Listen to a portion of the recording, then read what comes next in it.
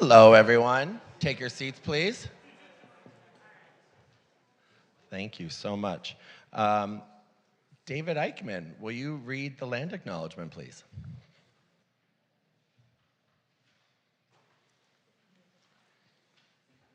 The West Hollywood City Council acknowledges that the land on which we gather, and that is currently known as the City of West Hollywood, is the occupied, unceded, seized territory of the Gabrieleno Tongva and the Gabrielena Kizh peoples. Thank you so much, David. I am going to be calling this meeting to order at 6:06 p.m. A little bit of some small snafus tonight. Normally we have our student that does the pledge. They're stuck in traffic. And so if they come here, we might do 2 pledges tonight. You can never be too patriotic. If they don't, it's okay, because we actually have a celebrity in the room, and I was wondering if either Barbara Bain or Francis Fisher would be able to do the Pledge of Allegiance. Barbara, would you do it for us? The Pledge of Allegiance? Right, you honestly, you're Barbara Bain. Someone take her the mic and walk all the way back there. We'll just face the flag all together up here. If someone could just take the legendary Barbara Bain, everybody, the microphone.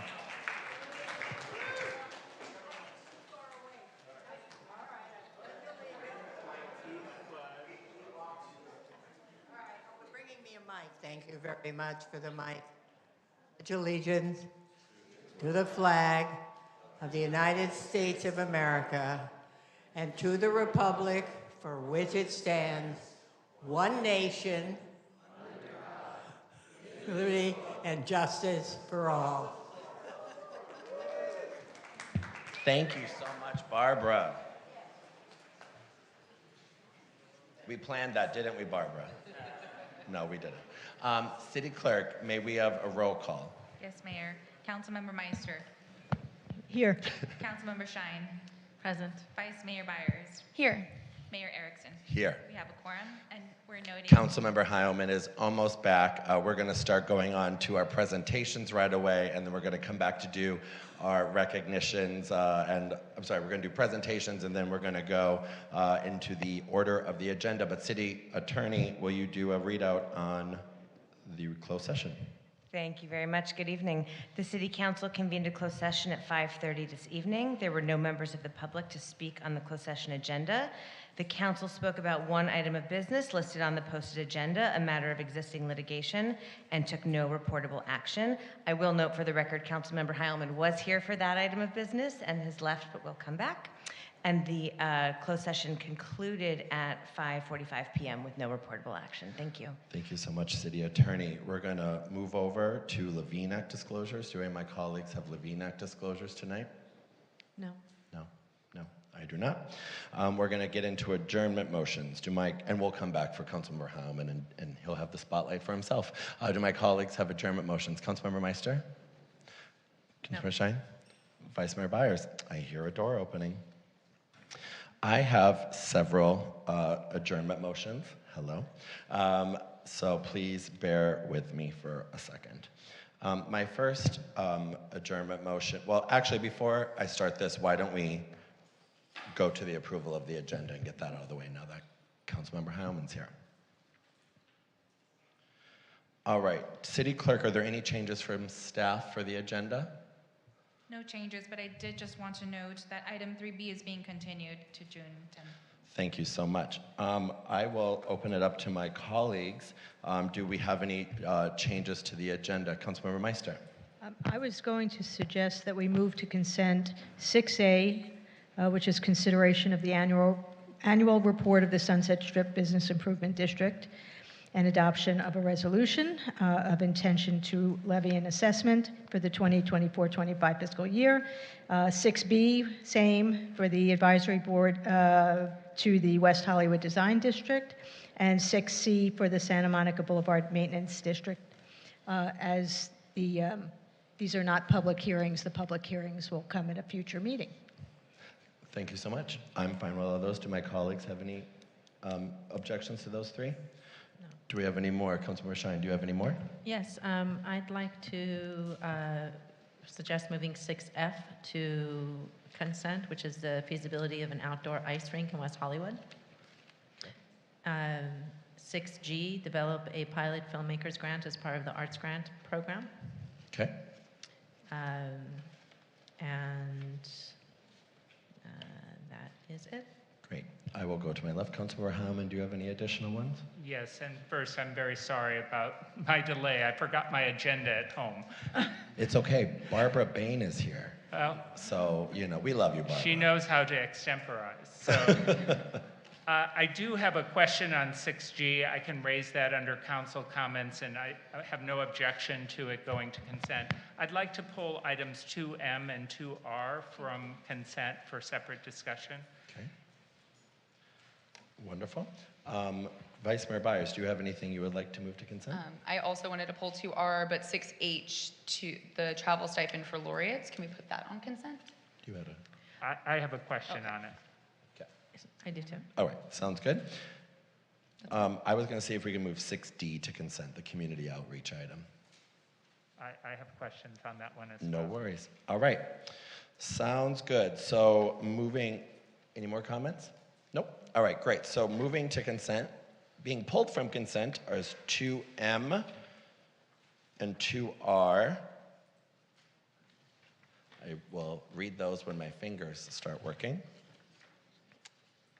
The City Historian Laureate Program, 2M, and then 2R is, Lord have mercy. The agreement for service with Fairbank, Mesa, Mullen, Metz Associates Gender Quality Survey, and that's the vacancy tax. All right, and then we are moving items 6A, which is the Sunset Strip item, the 6B, the annual report of the design district, 6C, the levy of assessment for the Santa Monica Boulevard. We are moving 6F, the ice rink feasibility study, and 6G to the filmmakers grant to consent as well. Did I capture everything? All right. Let's see if there's a motion. Motion and a second. Hopefully the machine works tonight. Great. That passes 5-0. Thank you so much. Councilmember Heilman, before I go on to adjournment motions, did you have any Levine Act disclosures tonight? No. Thank you so much. All right, I went through all my colleagues, but did you have any adjournment motions tonight? No. Sounds good. All right, I have several, so I will start there. First is Cheryl Goldwasser left us unexpectedly on May 1st. She was the big sister of West Hollywood resident and Commissioner Renee Sotil. Cheryl's larger-than-life presence, laugh, colorful language, and her daily irreverent humor is sorely missed by everyone who knew her. Cheryl leaves behind a loving family, husband Howard, daughter Jamie, son Jason, grandkids Harley, Shauna, Caden, and Logan. Her loyal poodle, Zoe, is still waiting for her to come home. Cheryl was Renee Sotil's biggest cheerleader and sounding board. 11 years older, she acted like a second mother, still sending her Easter baskets and always checking in on her from New York. Renee's wife, MJ, misses the loud daily conversations and laughter shared, especially when the call would switch to FaceTime and we would see her talk to the poodles and even to our community cat, Norm. Cheryl left us all too soon, but her spirited love and memory remains. Cheryl Goldwasser can now join her twin, Sharon Ritchie, who left this earth 1 year ago. We're sending our love to Renee and MJ. Next, Edmund Deaton died peacefully on May 8th, 2024. Ed lived a long and extraordinary life, and he was born August 18th, 1930, in a small town of East Texas. He was raised by elderly foster parents, Pa and Miss Betty King. Ed was the first in his family to attend college. He received his undergraduate degree from Hardin-Simmons University in Abilene, Texas, where he was a member of the renowned Hardin-Simmons Marching Cowboy Band. Ed enlisted in the Navy during the Korean conflict and was stationed in San Diego. Ed married Madeline Jane Golden, Lynn, in 1954 after his discharge from the Navy. He and Lynn had 3 children, B. Lindsay Deaton, Evelyn, and Janice Deaton. Ed obtained his PhD in mathematics from the University of Austin. In 1960, he began teaching math at San Diego State. His accomplishments at SDSU include his SSTP summer program and his participation in the founding SDSU faculty and staff club. Ed worked with the Navy PACE program during the Vietnam War, teaching math on ships traveling to and from the Philippines. Ed and Lynn divorced in 1973, but remained close friends for the rest of their lives. Ed retired from San Diego State in 1992 and began his new chapter in life. He taught at Hope College in Holland, Michigan for 2 years, and in 1996 he began teaching at the University of Maryland in Heidelberg, Germany. And in the ensuing years, Ed taught in Germany, England, Italy, Rota, Spain, where he brought a home and lived until his retirement in 2008. Ed's biggest love was travel, whether it was his children or their families, his colleagues from SDSU, or his dear friend, Milena Braca. He visited 85 countries where he toured, trekked, and rock climbed. While living in Europe, Ed traveled extensively around the world, making friends wherever he went. In addition to all of Europe, Ed traveled throughout Asia, Central America, Africa, Australia, and South America. He visited 49 out of the 50 states. Nepal held a special place in Ed's heart. In 1991, Ed made the first of his 16 trips to Nepal and trekked Mount Everest base camp. When he returned the following year, Ed Sherpa, Lavaka Sherpa, introduced Ed to his family, including his baby daughter. Ed offered to support Dawa's education and therefore Papa to the Sherpa family. He remained a beloved family member and a family all of his life, returning to visit them when he could even no longer hike. Sorry, it's my commissioner's father. After retiring from the University of Maryland, Ed returned to San Diego and moved downtown to Columbia Place in 2010. He accompanied his daughter, Janice, on several of her work trips and activities and was known for the iconic Dr. Ed to Minnie. He volunteered at multiple theaters in San Diego and ushered until he was 91 years old. He served on the HOA board, which is a fate worse than death if you ask us up here, and was also the social planner for his condo complex, Columbia Place, until his death. Ed is survived by his 3 daughters and their partners, grandchildren Dylan and Brennan Hogan, Mary and Jocelyn Deaton, and Ben and Sam Harper. Ed Deaton's family and friends are invited to celebrate his life, which will take place on June 1st at 2 p.m. in San Diego, California. We're sending you a lot of love, Lindsay. Second, Sam Rubin. Sam Rubin was a beloved entertainment reporter at KTLA since 1991 and passed away on May 10th at the age of 64. He was an icon in Los Angeles and the entertainment industry, along with being a devoted husband and father. His contributions to the entertainment journalism will be remembered and celebrated for years to come. Sam's innate ability to bring joy to those around him, coupled with his genuine authenticity and talent in his craft, touched numerous lives. Our heartfelt condolences go out to his family and the KTLA team as they mourn this loss. He'll be missed by so many, including all of us here in the city of West Hollywood, who really looked forward to when we would go to the KTLA studios and talk with him. He always made us feel also at home. And last, but certainly not least, is Francine Turok Williams, daughter of Deborah Turok, a commissioner here in the city of West Hollywood. She was a graduate of Pratt, leaves behind a husband and a daughter, and was really loved by her sister. And we're sending you all our love, Deborah. That concludes the adjournment motions tonight. All right, moving right along.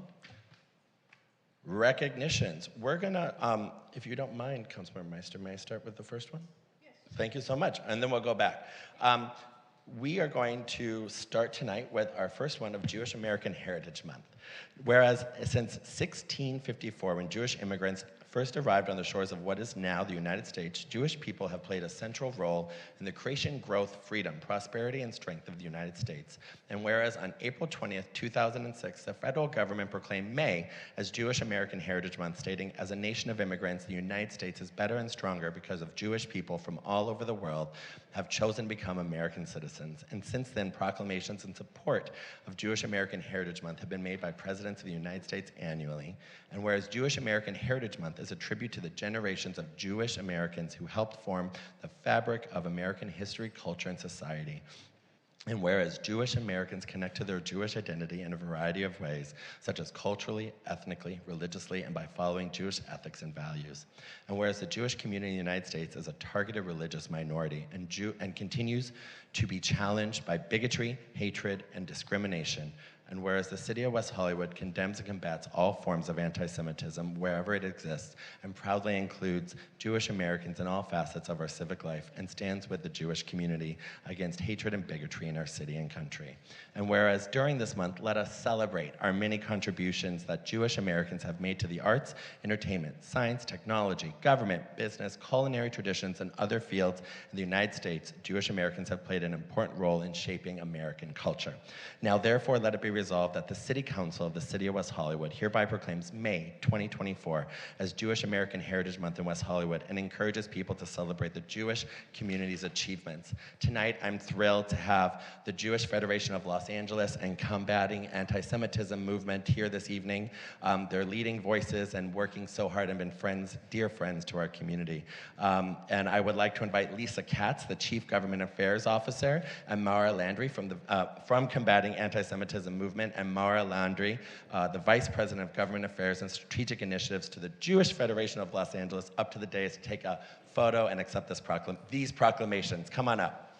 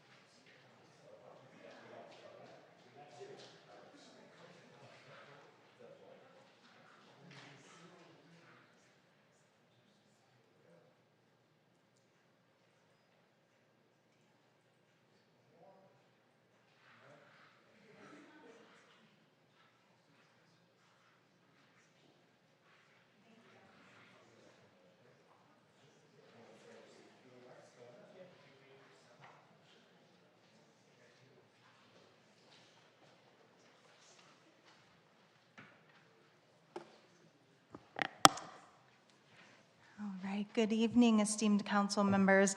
As was mentioned, my name is Mara Lande, and I serve as the Vice President for Government Affairs at Jewish Federation Los Angeles. On behalf of our community, I want to thank you for acknowledging Jewish American Heritage Month, or as we call it affectionately, JAM. I stand here with immense gratitude and appreciation to all of you as you honor this meaningful and special time for our community. In particular, I have to take a moment to recognize Mayor John Erickson for his leadership and allyship. Just last week, we were in Sacramento, standing shoulder to shoulder, advocating to state leaders about Jewish community issues and needs. He also serves on the advisory board for JFED-LA's United Leader Project, an initiative that brings diverse leaders together to build bridges and increase our collective impact across all of our communities. This is the kind of work that JAM is all about lifting up, so we thank you for doing that this month. In West Hollywood, we have a robust and thriving Jewish community, and so we thank you for honoring its legacy, celebrating its rich history, and diversity. And while JAM is certainly a time for celebration, as was mentioned, it's also a time where we shine light on darkness. We cannot ignore the troubling rise in anti-Semitism and increasing levels of hate that the Jewish community and others are experiencing, and I know we'll hear about more of that in just a moment. So we thank you again for this recognition, and I do want to say that we hope this proclamation will do even more this year. May it serve as an invitation to local Jewish community organizers and non-Jewish community organizers to come together as allies. May it serve as a collective commitment to be upstanders, not bystanders, and speak out against all forms of hate. And lastly, may it represent the City of West Hollywood's solidarity with and support for the Jewish community. So on behalf of the Federation, thank you for this honor, and thank you for standing up in support of our community. Thank you so much, Mara. And Lisa, would you like to say a few words?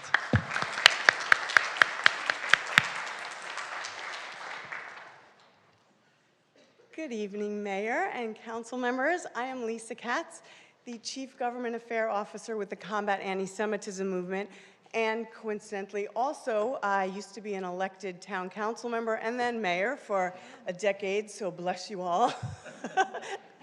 I am here today, though, to thank you on behalf of the Combat Anti-Semitism Movement for adopting Jewish American Heritage Month, or JAM, in May 2024. especially in light of the rising anti-Semitism that has occurred specifically since October 7th. It's more important now than ever to make sure that we support the Jewish community. And within the United States, we've had Jewish Americans such as Albert Einstein, Jonas Salk, Ruth Bader Ginsburg, Irving Berlin, who wrote God Bless America, and White Christmas. So we have many, many accomplishments of Jewish Americans to celebrate. But most importantly, you adopting this tonight shows that you value a town that doesn't house hate. And you value a town that doesn't discriminate against any residents, regardless of race, gender, ethnicity, who they love, what they do. So it's very important and filling to me to have you do that here tonight. I know it's not always easy, so I appreciate that and your commitment to celebrating diversity and mutual respect for all of your residents. And I hope that this, you know, some people say one town can't make a difference, but I do think one city can make a difference.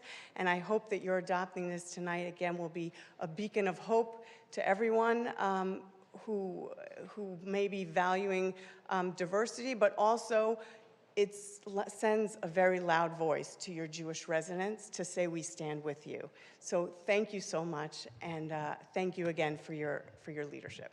Thank you so much, Lisa, and thank you so much, Mara, for coming out tonight. Councilmember Meister. Thank you, Mayor. For this presentation, I'm excited that we have Democrats for the Protection of Animals and Dr. Tommy Bryant here with us to accept a proclamation for the great work they did in the support of the city's glue trap ban. The proclamation reads, whereas the City of West Hollywood has a long history of supporting measures that promote animal welfare and is often recognized as one of the most animal-friendly cities in the nation. In 1989, the City Council adopted Resolution number 890558 aimed at banning cosmetic testing on animals, the use of steel leg-hold traps, and proclaiming the City of West Hollywood as a cruelty-free zone for animals. In 2003, West Hollywood was the first city in the nation to pass an ordinance making it illegal to declaw cats. In 2010, it voted to ban the retail sale of dogs and cats. In 2011, the city was the first in the nation to adopt an ordinance to ban the sale of fur products, and the ordinance was later amended to ban the display of fur products for sale. On October 3, 2022, the City Council directed staff to amend the city's integrated pest management program to be in line with its prohibited use of vertebrate glue traps in city facilities. And whereas on April 18, 2023, the West Hollywood City Council unanimously voted to ban the sale and use of rodent glue traps, making it the first in the U.S. to have such an ordinance.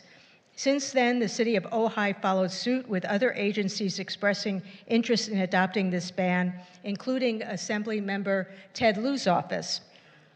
Whereas Democrats for the Protection of Animals was formed in recognition of the community's growing need for increased animal protection, since then, DPA has been critical in developing and communicating policy positions on animal issues that can be adopted by lawmakers. And Dr. James Jensvold has led the DPA with great success in advocating for the advancement of animal welfare policies across Los Angeles County and beyond. His advocacy was instrumental to the passage of the glue trap ban in the city of West Hollywood. And whereas Dr. Tommy Bryant is a UCLA law professor, researcher, and advocate for animal welfare, for the last 30 years, Dr. Bryant has been leading animal welfare policy efforts across the state of California, including working on several legislative reform projects involving companion animals. Professor Bryant directs the UCLA Dog Administrative Hearings Clinic, as well as the UCLA Animal Law and Policy Small Grants Program. And Dr. Bryant was instrumental in the city's passage of the glue trap ban. She offered critical insight, expertise, and guidance to city staff in support of advancing the city's animal welfare policy. And whereas 1 year from its initial vote, Chapter 9.53 of the West Hollywood Municipal Code has gone into effect, protecting not only rodents but all other animals that are routinely victim to the inhumane nature of glue traps. The City of West Hollywood is grateful for its partnerships with community advocates like Democrats for the Protection of Animals and Dr. Tammy Bryant, who are dedicated to animal welfare and the protection of life in all its forms.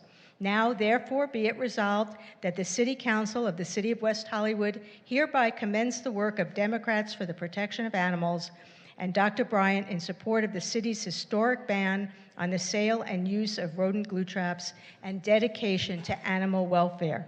At this time, I would like to invite Dr. James Jensvold with Democrats for the Protection of Animals and Dr. Tammy Bryant up to the area before the dais for a photo with the council and to accept these proclamations.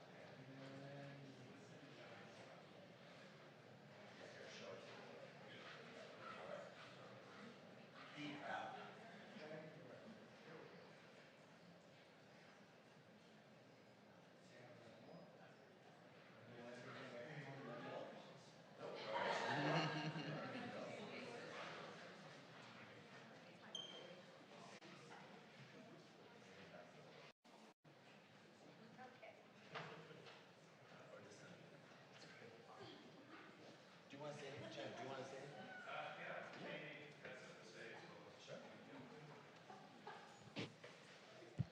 Thank you so much for this recognition. When I was running through a lot of emotions associated with this honor, the first one that came forward was gratitude. It's gratitude that I could play a small role in this wonderful historic trajectory of animal protection laws. I cannot tell you how gratifying, how reassuring it is to the law students who take my animal law classes that there is such a jurisdiction and that this jurisdiction's laws serve as models for other jurisdictions. So the gratitude is also about being able to work collaboratively, not only with you, but also with Dr. Jensvold, with veterinarian Dr. Jenny Conrad, and also with Mr. Hernan Molina. So I had the honor to work with this group of people also on the declaw ban, and to watch as the city of West Hollywood went through litigation to protect the strength of that law. I'm also relieved, frankly. I'm relieved that this body cares about the language that is used, was willing to take a friendly amendment on the glue trap ban. I'm very relieved about that because what we see in animal law is gradual degradation of the models that are developed first in path-breaking jurisdictions like yours. With laws that are as strong as the ones that you have enacted, the drop from that high standard is less. I'm very grateful for that, and I'm very appreciative of this recognition. Thank you. Thank you so much. All right, we're going to move on to public comment. Jim, I'm sorry. I thought you were taking photos. No, please go ahead. Okay. Anyway, I thought for people that aren't aware of what glue traps are, they're very simple boards that have a very sticky material on them. They're usually meant to trap and then kill by means of starvation or dehydration, pest animals, but they also, we consider them cruel for that reason, but they're also indiscriminate because birds, bats, bunnies, and all manner of domestic and wild animals get trapped in them and die, and that's why they needed to be banned. So I'm very appreciative to the city and the City Council of West Hollywood, and I want to particularly thank Councilmember Meister and Mayor Erickson for their role. They were very accommodating, allowed us to have meetings with them to iron out the details of the ordinance, which was written by Professor Tammy Bryant. And the other thing, you did mention Democrats for the Protection of Animals. I think I should mention that it was co-founded by Jeff Prang, former council member of West Hollywood. West Hollywood, as has been mentioned, is internationally known as a leader in animal welfare. And I am very proud to have been here over 20 years ago when Councilmember Heilman was on the council then at that time too, to pass the first declaw ban in the continent of North America. And that couldn't have been, that would not have happened at all without Erna and Molina helping on that. Anyway, since that ban was passed, many other states, provinces, and counties and cities have passed bans. The total population of those jurisdictions that have banned declawing is over 60 million people. And I think the same thing is going to happen with glue traps. Thank you. Thank you so much.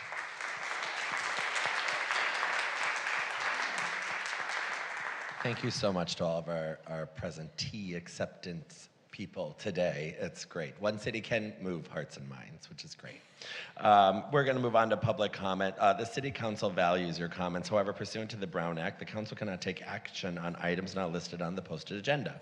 The public comment period is limited to 20 minutes with 2 minutes allotted for each speaker. This public comment period is to address the City Council on consent calendar items, other agenda items, or items of general interest within the jurisdiction of the City Council. Another period is also reserved for general comment later in the meeting for those that could not be heard at this time. Public hearing testimony will only be taken at the time of the hearing. If you go over 2 minutes and do not respond to the city clerk's notification that your time has expired, your microphone will be muted. If you signed up to speak on both consent calendar items and general public comment as well as an item that was moved to the consent calendar, you may take this public comment period to speak on the consent calendar items. You may also sign up to speak during the second public comment period for your general public comment. Lastly, speakers should not bring any items to the podium other than a prepared written statement and/or writing materials. Madam City Clerk, how many public speakers do we have today? We have 11 in council chambers and we have 2 in Zoom. All right, let's do Zoom first, please.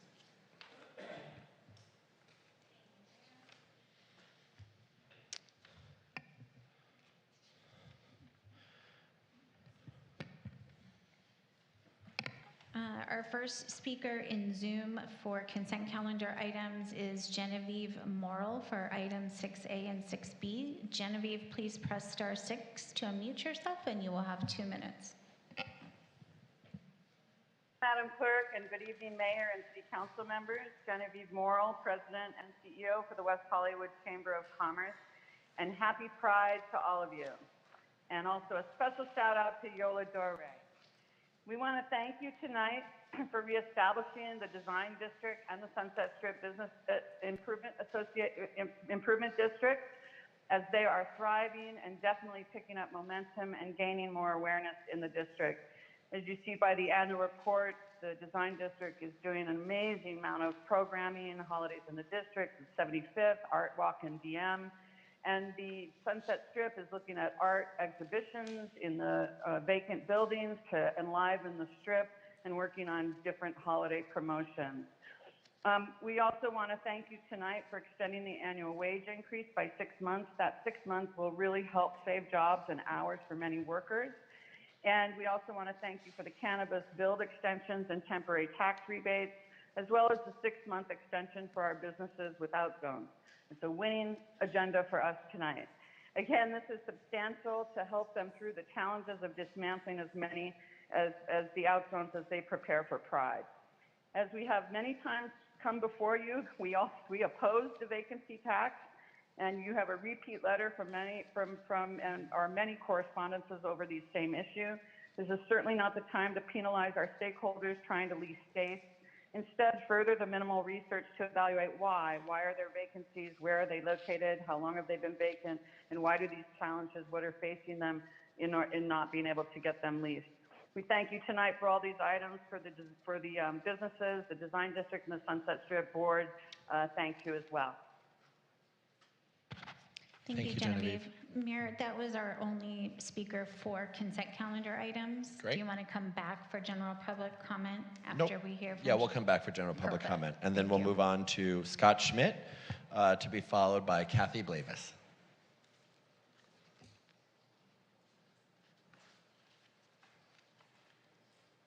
Good evening, Mayor, City Council. Scott Schmidt, resident of West Hollywood. I'm here to talk about item 2B, which is the minutes, which seems a little bit absurd, but here we are. First, I want to thank all of your council over the past 3 years in working with Emerald Village. Anytime I've had an issue, I've reached out to, I try not to reach out to you, but when I have, you've all been supportive. And if you haven't done the thing that I've asked, you've at least tried to make some effort or find solutions. And that's amazing, including at the last meeting when Vice Mayor Byers, you made a substitute motion to direct staff to come back with expanded scope of work on the contract for Emerald Village so we can continue to do our work on behalf of the city for the next year, and to you, Mayor Erickson, for repeating that direction and ask them to come back in 15 to 30 days. Unfortunately, before I left the building, I was told by a staff member that that direction was not given, and that direction is not in the minutes. So, I'm trying to resolve this. I tried to resolve it amicably, and instead I got a somewhat pedantic and threatening email on Friday, and that's unfortunate. And I really hate to have to be here asking for you to correct the record and repeat the direction to staff so that they will do it. And I hope that you will. Thank you. Thank you so much, Scott. Kathy Blavis, and Kathy, as you're coming up, Kimberly Winnick is next, but you are on item 2R, but 2R was pulled from consent. So did you want to speak on it now, Kimberly, or wait for later? Dealer's choice. Okay, you'll come up after Ms. Blavis. Thank you. Sorry about that, Kathy. Hi, good evening, Kathy Blavis, City of West Hollywood. With regard to item 2K, I'm sorry that the Public Safety Commission and the Historic Preservation Commission will now be meeting on the same night, as many of us would like to be able to go to both meetings. In terms of my public comment, I spoke at the April 15th City Council meeting about the total lack of notification and outreach, pardon me, I've lost my place, excuse me, over the potential loss of 56% of the street parking. Mayor Erickson, at the meeting at which that item was passed, you asked the following question of the Transportation Commissioner, Bob Chung. You said, you didn't put a postcard saying you're losing your parking spot tomorrow, but they were notified, right? Mr. Chung stated they were notified about the project, but the recommendation to remove parking that was not communicated to them exactly. And then, Mayor Erickson, you said, yeah, because they have to understand what the project is. They have to care. That night, Mr. Chung told us there would be a neighborhood meeting to discuss the loss of parking, which has now morphed into an informational open house for tomorrow night at Plummer Park Community Center, 6 p.m. This postcard was created and mailed to households. And at what cost, I don't know. What is missing, what is omitted, from this postcard? There is still no mention of the possibility of loss of parking. This is insulting. Yet again, vital information is missing. And trust me, the residents do care. Thank you. Thank you so much, Kathy. And if Bob's here, maybe he can talk to you about the agenda for tomorrow's meeting. So I don't know if he's here, though. David, is he? Is Bob here? No, but I'm not sure, but I know Nick, Sure. Mayor Sitch's are So here. if you want to talk about the agenda with Kathy, it might be helpful, so that way you can connect. Kimberly Winnick, to be followed by David Nash. I'm Kimberly Winnick. Thank you all for being here this evening and making it possible for us to speak. I was preparing different agenda items, and I reviewed 2R and saw that Chamber of Commerce was objecting. And as I read the item, it provides for hiring someone to do a survey. and figure out why we've got so many commercial vacancies and what we might do about it, and then if it might be appropriate to levy a tax. To me, that's exactly how things should be done. If there seems to be a problem, you hire somebody to help you figure it out. And then if it really is a problem, you try to figure out solutions. And it may be that a tax is the right solution, and I just wanted to stand up and say that I think you're doing it the right way. And that's what ought to be done. You know, I don't think businesses should preempt it because they don't want anybody figuring out that perhaps they have something to do with those vacancies. So, thank you. Thank you, Kimberly. David Nash to be followed by Frank Afari.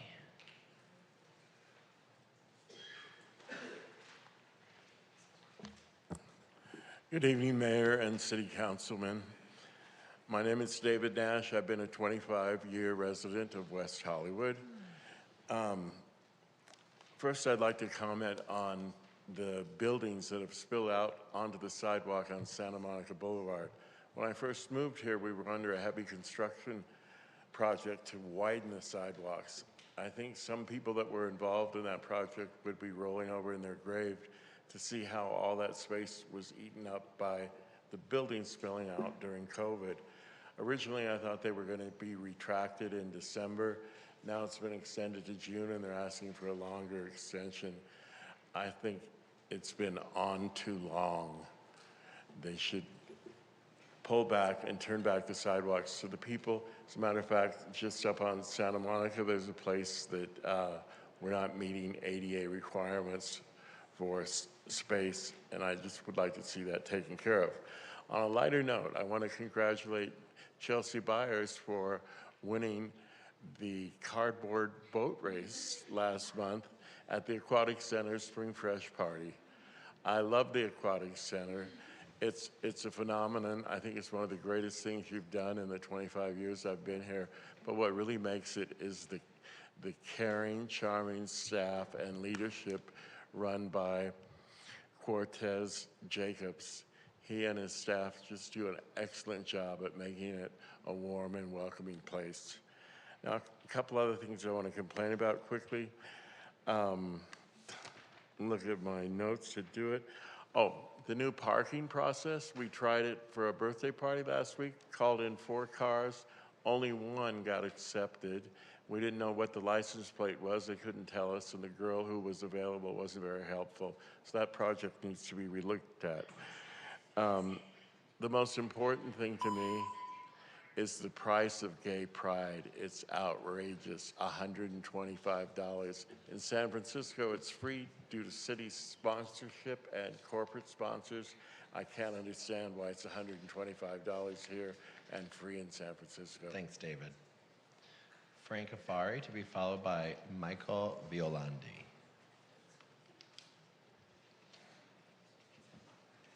I'm so sorry, my subject is 6E, the builder's remedy. You're on 6E? Okay. 6E. Yes. No worries. You don't have to speak. You can speak under the item if you'd like. They put you down as 6A, so it's a typo. So if you want to sit back down, we'll call you back up. So, Melissa. Michael, I'm guessing by an email I got from you, you want to speak on 6E as well? Are you here? Yeah? Okay, well, maybe you're not here, Michael. Michael is here. Do you want to speak on 6E or 6A? 6E. Okay, so on our screen it says 6A, so if you could move them to 6E, that would be thankful. Thank you so much. Sorry about that confusion. All right, Greg Rang, to be followed by Mikey Friedman.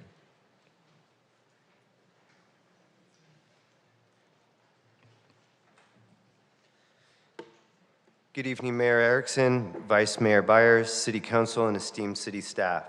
I'm the Executive Director of the West Hollywood Design District, and on behalf of our business community and our Board of Directors, we wish to thank you for your support of our businesses, particularly as 2024 marks 75 years of design in the district. As noted in our annual report, in the last year we have launched a new newsletter, new website, and managed combined print and digital media campaigns.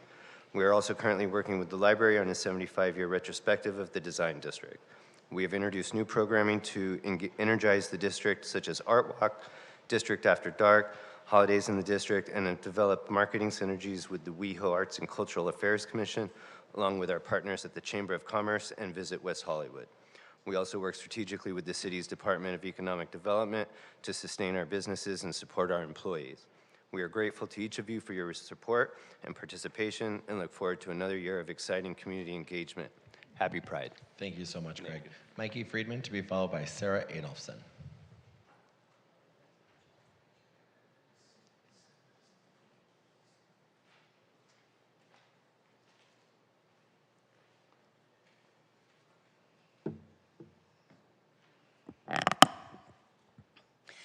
Mikey Friedman, West Hollywood. The city will hold a meeting about the Gardner Vista, Willoughby, and Fountain bike paths tomorrow evening at Plummer Park. Of course, the city's going to try to put a positive spin on these bike paths that they and the Bicycle Coalition want to sell us. But all snow jobs and gaslighting aside, if we build it, will they come? Is this a field of dreams? Is this Amsterdam? And what about the loss of parking? I hope that lots of people attend and let the city know how they feel about gaining the protected bike paths but losing their parking spaces. Here's how I feel about it. Put your mace in your backpack. You're leaving safety at your doorstep. Crime and scooters beneath your feet, 'cause there's bike paths out in the street. And so what if you can't park?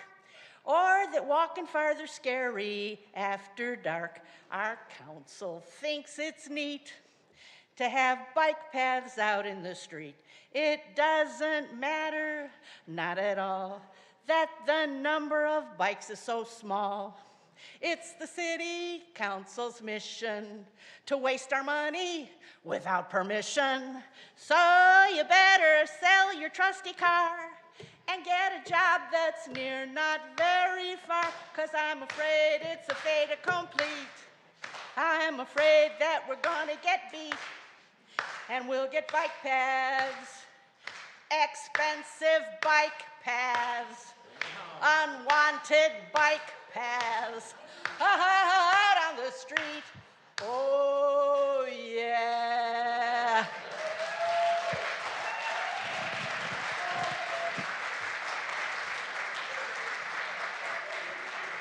You have 11 seconds left. Do you want to do a curtain call? You have 11 seconds left. Okay. And congratulations on your award from the Older Adults Advisory Board. Sarah Adolphson, to be followed by Michael Nuttall. Good luck following that, Sarah.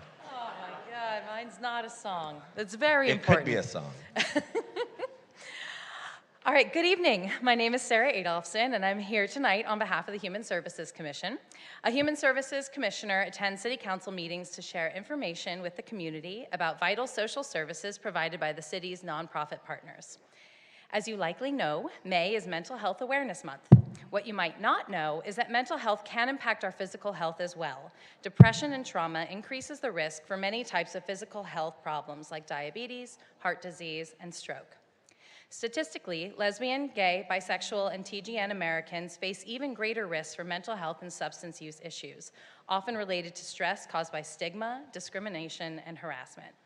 The good news is that there are many things you can do to improve your mental health, including recognizing when you yourself need to get help. For starters, and most important, if you or someone you know is struggling with a mental health crisis, please call or text 988. The West Hollywood Care Team, operated by Sycamores, supports 988 and first responders by providing stabilization, safety planning, and connection to community resources for those experiencing a behavioral health crisis in West Hollywood. If you would like ongoing support from a mental health professional, the City of West Hollywood partners with many incredible and super effective nonprofit agencies to provide services. Maple Counseling and APLA Health provide individual and group therapy for depression, anxiety, grief, and trauma. The LA LGBT Center offers culturally competent therapy, support groups, and substance use recovery programs. Psychiatry services are also available. Being Alive offers counseling, art therapy, and social support for people living with HIV/AIDS. Healthcare in Action and Step Up provides street-based psychotherapy, crisis intervention, and psychiatric services for unhoused community members. For more information about the city's nonprofit agency partners providing these and many other mental health support, please visit weho.org/human services or call the city's Human Services Division at 323-848-6510. Thank you. Perfect timing again, Sarah. Michael Nuttall, to be followed by George Nickel. Hi, I'm back. This is my third appearance in my 10-part series coming to talk to you. I just wanted to give you an update and thank you all very much. I got my meeting with the Chief of Police, and I'm very thankful for it and thankful with your help. But I also wanted to thank your Public Safety Commissioner and Fanny. They were both awesome in helping, so I very much appreciate their help. And I also wanted to come here, and instead of complaining this time, I wanted to say thank you to all of you for the job that you do and for the help that you make in our community, but also tell you something that I decided to do. 2 years ago, I had a very traumatic situation happen to me, and I decided to make lemonade out of lemons. So I started picking up trash with my moody German Shepherd Majesty. And from Santa Monica Boulevard to Melrose, and from West Knoll to Huntley, I've picked up over 500 bags of trash in the last 2 years, basically. And, thank you. And it's just because what you do and our community, I wanted to make it a better place, and what better way to do it than pick up trash with your dog when you have nothing else to do when you're walking them. And we're a dog-friendly city, so thank you for that very much. And last but not least, during that traumatic situation that I had 2 years ago, one of your very own council members taught me something. Seppi Shine, you taught me that kindness was free, and I will forever be thankful for that. Thank you. Thank you, Michael. We have one last commenter in Zoom, so it'll be George Nickel and then our commenter in Zoom. And George, I have to get my asthma inhaler, so I will step out, but I'll be right back for your comment. So don't wait for me if you don't need to. Okay, sure. I'll go. George Nickel, 19-year resident of the city of West Hollywood. I had prepared some comments. I wanted to also talk about the meeting tomorrow night, about the changes to Willoughby and Gardner. I'm going to put my comments aside as I had prepared them. I understand that we can come here and we can ask about it and we can be told by, when staff said to council that the people who were living there who would lose 56% of their parking had not been explicitly told they would lose 56% of the parking. And council majority voted for it anyway, saying that they needed to care, to be invested, that they should just understand that bike lanes meant that they were going to lose their parking and that they were happy to inconvenience drivers. That is the need to have the meeting so that people know what they're dealing with. Listen, if you really do feel that people want to give up their parking for the bike lanes, be honest with them. Tell them straight up. You do not send a card that makes no mention of what the meeting is about. The card has a lot of platitudes in it. It has happy little cartoon figures all over it. It does not say, we want to take away 56% of your parking on Gardner, so come out and talk about it, and we want to do it in favor of bike lanes. That is what the card should say. That is what the meeting needs to be about tomorrow. And I hope that everyone comes out. It is tomorrow from 6 to 7:30, the Plummer Park Community Rooms, numbers 1 and 2. Thank you. Thank you. George. Thank you, George, and apologies for stepping out. Thank you. We will go to our final speaker in Zoom this evening for general public comment. Rameses, if you could please press *6. You will have 2 minutes to provide public comment.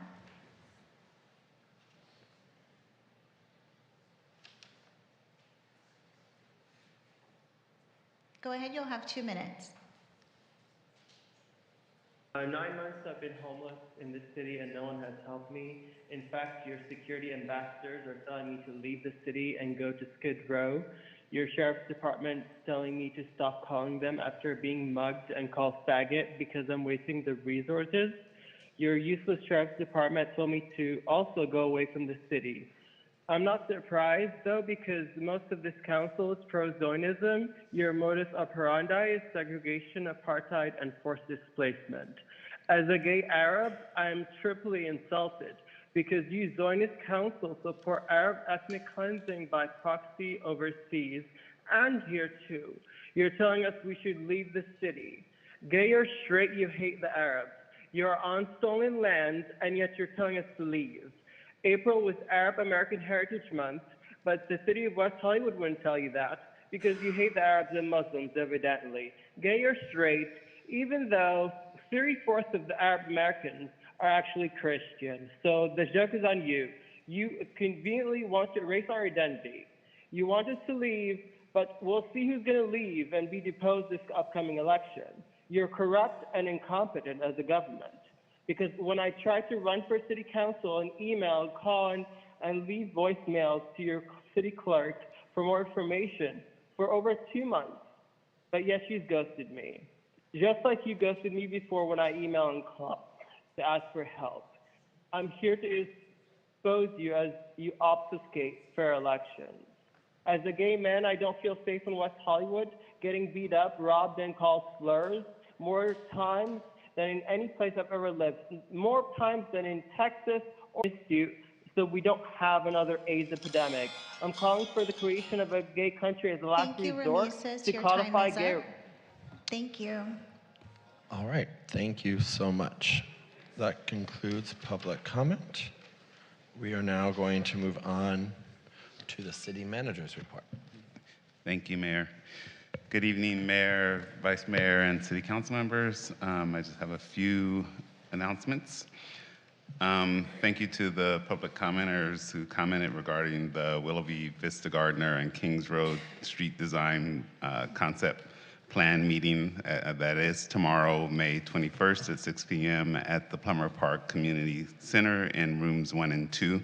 The purpose is to provide information regarding the plan and share steps taken to date and moving forward. It will include a discussion of the impacts related to the proposed changes in the number of parking spaces. And for more information, that's available on the city's Engage at WehoTV.org website. And we've also added the parking information to the city calendar. The city in partnership with Vista West Hollywood, the city in partnership with Visit West Hollywood has launched WeHo Loves Locals, a campaign to encourage local awareness and increase patronage of West Hollywood businesses. To take advantage of these exclusive offers and discounts from West Hollywood businesses, visit WehoLocals.com. The city will kick off the WeHo Pride this week with a Harvey Milk Day event. It's the drag pageant that will take place on Wednesday, May 22nd at 6 p.m. at the West Hollywood Park Aquatic and Recreation Center. WeHo Pride Weekend will take place from Friday, May 31st to Sunday, June 2nd. In addition to the ticketed music festival, there is a wide range of free programming to enjoy, including the Friday Night Out Loud, the WeHo Pride Street Fair, the Women's Freedom Festival, the Dyke March, and the WeHo Pride Parade. To learn more about the WeHo Pride, please visit WeHoPride.com.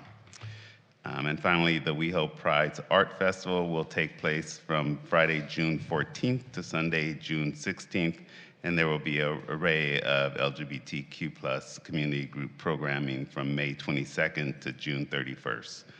Again, please visit WeHoPride.com for more information. And that concludes my comments. Thank you so much. City Clerk, what is the fiscal? I had a question. Yes, for go the ahead, city Councilmember manager. Hyman. David, the meeting regarding the bike lanes in Vista Gardner, the whole reason we were doing it was because people hadn't been notified that they were going to lose parking. Why didn't the notification make that very clear to people? Yeah, it should have been included on the notification. So the notification was very broad because it was open for all discussion of all the impacts, but the parking is the primary impact that the community has expressed concern about. So it should have been included, and it's been added now to the calendar. Yeah, but the calendar is not mailed out to everyone. The whole point of the mailed notice was to inform people about this meeting. And I can understand people in the community being upset, feeling like, once again, the city is trying to hide or obscure the impact that they're most concerned about.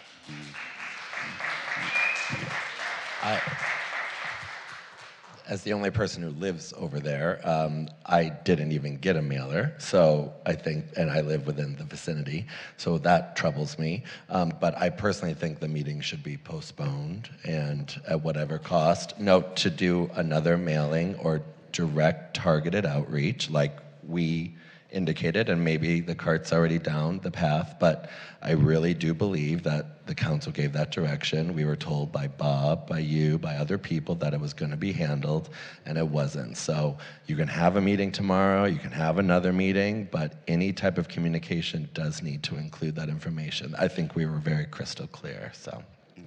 Yeah, so we'll still have the meeting tomorrow because many in the public have been notified. So we want to make sure that staff is there for that meeting, but we'll look at having another meeting and sending out additional notifications for that meeting. Okay, thank you. All right, any other comments or questions for this city manager? Nope, all right, thank you. City clerk, what is the fiscal impact on tonight's consent calendar? I have a Oh yes, go ahead. So there are concerns about the minutes having to do with the cannabis item. And as I recall, I think all of us brought up about expediting the contract, and you may have mentioned bringing it back. I don't remember specifically, and I didn't go back to watch it. I think that while the motion was stated, that because we all gave that direction, I think it was thought that that was going to be included. So I don't know how we proceed to reflect the direction that we had all stated, even though it might have been that the motion was approve the item. I could say two things. I don't want to get too much off topic. It's something that's not on the agenda, but I think staff is expediting and doing the contract that was approved a few meetings ago. And so there wasn't something that needed to come back before council for reapproval because council gave direction to adopt a $50,000 contract a couple meetings before. So that contract is happening, and staff is working with Emerald Village to get that contract done. I think the public comment was to ask for an expanded scope for more services and more work, and that was not, as staff went back and watched, and that wasn't part of the restated motion to expand it beyond the original 50,000. So that might be where there may be some confusion, but staff is doing the $50,000 contract that was approved a couple meetings before. So is it possible for a council member to ask for staff to come back with an item about the scope and about expanding the scope? You can absolutely bring that back at any time. Okay, I'm asking. Thank you. We could probably give or ask at the end at our council member comments if we all agree. I think that's probably the right time. Is that good? Yeah. Any other comments? Going once? Going twice? All right. Madam City Clerk, what is the fiscal impact for the second time now on the consent calendar? The fiscal impact on consent with the removal of items 2M and 2R and the addition of items 6A, 6B, 6C, 6F, and 6G is $1,776,788 in expenditures, $227,433 in revenues, and $750 in waive fees. Thank you. There is a motion and a second.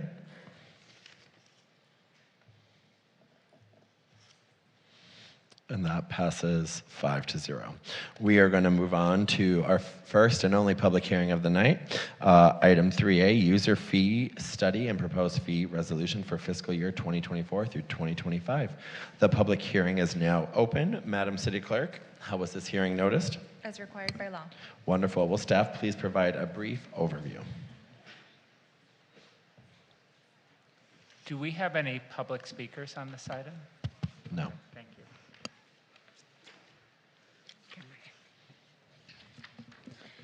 Good evening, Mayor, Vice Mayor, and council members. My name is Lorena Quijano, and I'm the Director of Finance and Technology Services. Today, we're here providing you the proposed fee resolution for fiscal year 25. As you know, the fee resolution is brought forth every year, and basically we go through a comprehensive process every year with each of the divisions to evaluate and update the city fees. And the purpose of identifying them is to make sure that we're not charging more than we're supposed to all the individuals. In this item, we're also submitting an update to the user fee study completed by Wilden, and they're available via Zoom. That's Tony and Pretty on the Zoom in case we have questions for them.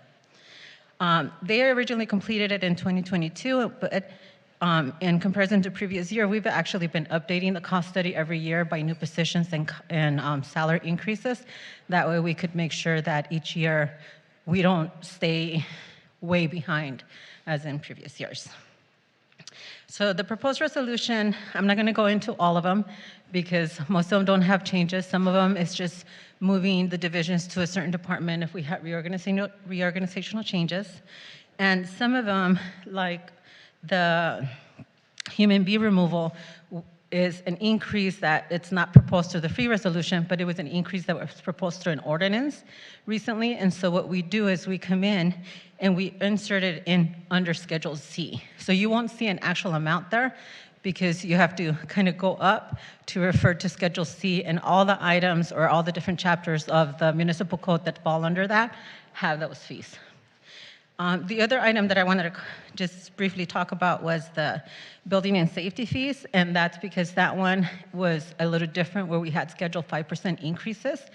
However, some of them, if they max to the cost of providing services, were not increased by 5%. So I just wanted to make for the record that when we print out the final fee resolution, we're going to remove a little comment that says 5% increase, because that's not necessarily true for all of them, because if it was up to the cap, we didn't increase them. And that's just in following with what we've done in previous years. So that was the only two I wanted to highlight. All the divisions are here and eager to answer any questions, and our consultants are here. Yes. Great. Do my colleagues have any? I know you do, Councilmember Meister. Thank you. I have a couple of questions. First of all, on the affordable housing impact fees, I thought that we had changed the maximum number of units allowed to use an in lieu fee to 7 or less than 7. And yet it still shows, if you look at page 399 of the packet, it shows 10 units, 1 through 10 units. So I was just confused because I'm pretty sure that a couple of years ago we changed that to 6 or 7 as the and then after that they can't be in lieu; they have to be. I would have to check, and I don't think Allison or the department. I don't see anybody walking down here. But when we reviewed these fees, there was no change to the original fee schedule, so I could certainly bring that back because we are not changing anything from the previous year. Those remain the same, so I could go back and double check.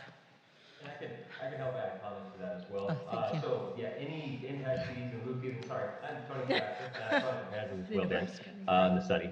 So anything having to do with impact fees and lieu fees, so those sort of fees, they are unchanged by this action. So if there was a prior action that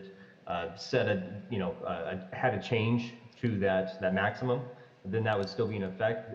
Their appearance on here is simply to create a consolidated fee schedule. So if we need to make a change to reflect that, then we can do so. Okay, because it's just confusing if the number of in lieu units we allow is less than what we have on there. It'll just, someone's going to come back and say, oh, it's on your fee schedule.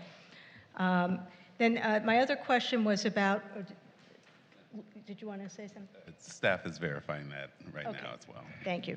I wanted to talk about the tour buses. It's sort of the thing that annoys me more than anything, is the $38, it's gone from something to $38. Is that for the whole day or overnight? Is that a recreation fee or which fee is it under? Just so I could look. It's the temporary parking for tour buses. I believe that's on like we've seen them on Santa Monica Boulevard, and they put the red sleeves over the meters.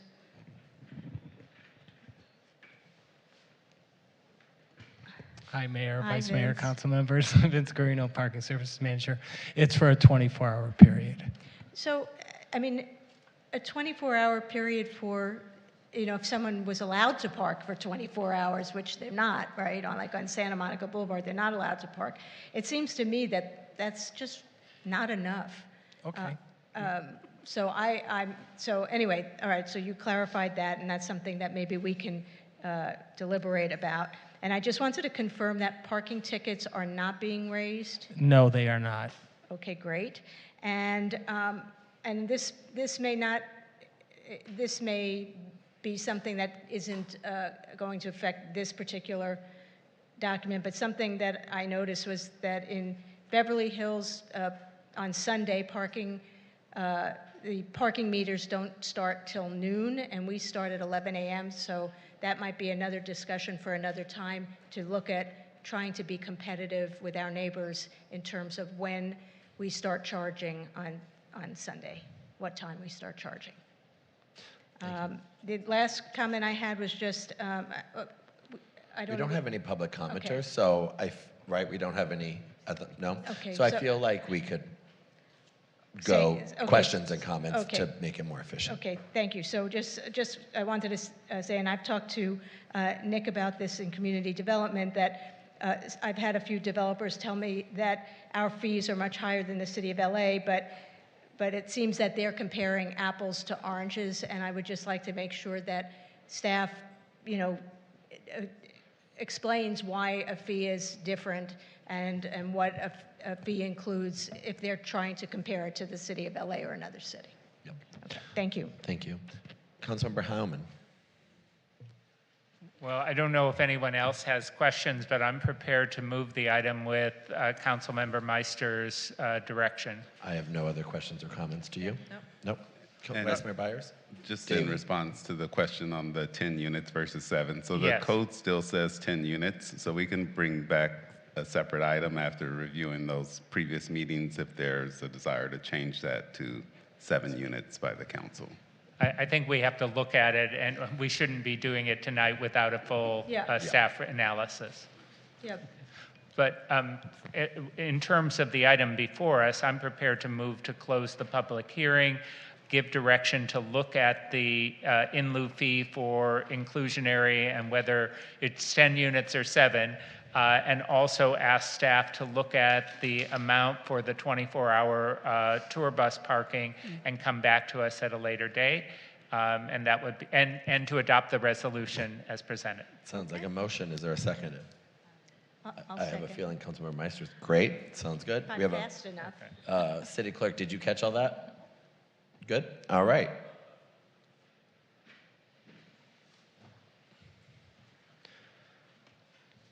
And that passes 5-0. Thank you so much.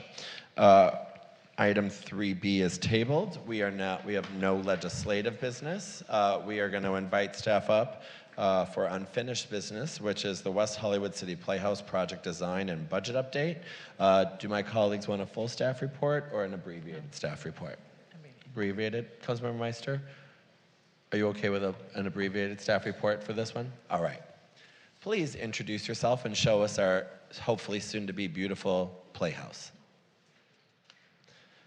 And we do have one public commenter on it, so after this, we'll go to that.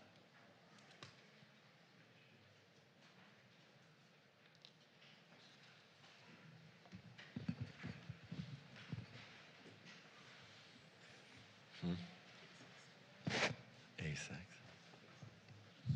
Yeah, basics is still in the corner, sadly. I know, we're all sad.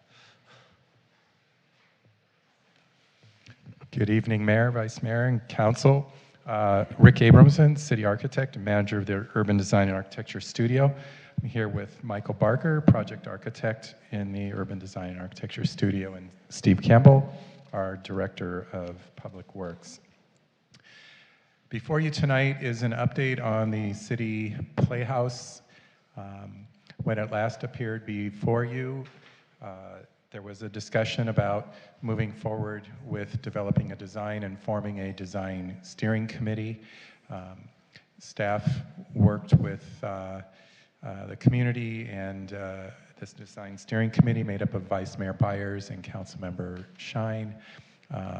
Went through a rather extensive process and developed the current version. It has expanded a bit since the original design.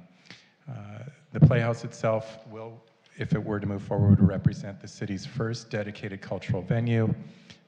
It has grown a little bit in size from around 5,000 to 7,800 square feet through the process. That is primarily through a bit larger theater space, little bit more generous lobby and some support spaces that also were necessary. There was also discussion to make sure there were more than adequate restrooms beyond code requirements. So a number of things, even including a second elevator to support sets and back of house needs were added. The design also features a garden space that is in the former location of parking on the side of the current playhouse. That parking is slated to be relocated through restriping and reconfiguration of the lot as a whole. So there's no anticipated loss of the parking that's currently there. And there's also a new loading space that will be able to be used by both the tenants and the playhouse itself. The project does represent a lot of the city's values in terms of sustainable and climate responsive goals. And there was some discussion to look at some improvements in the frontage of the property as well to accommodate pickup and drop-off areas.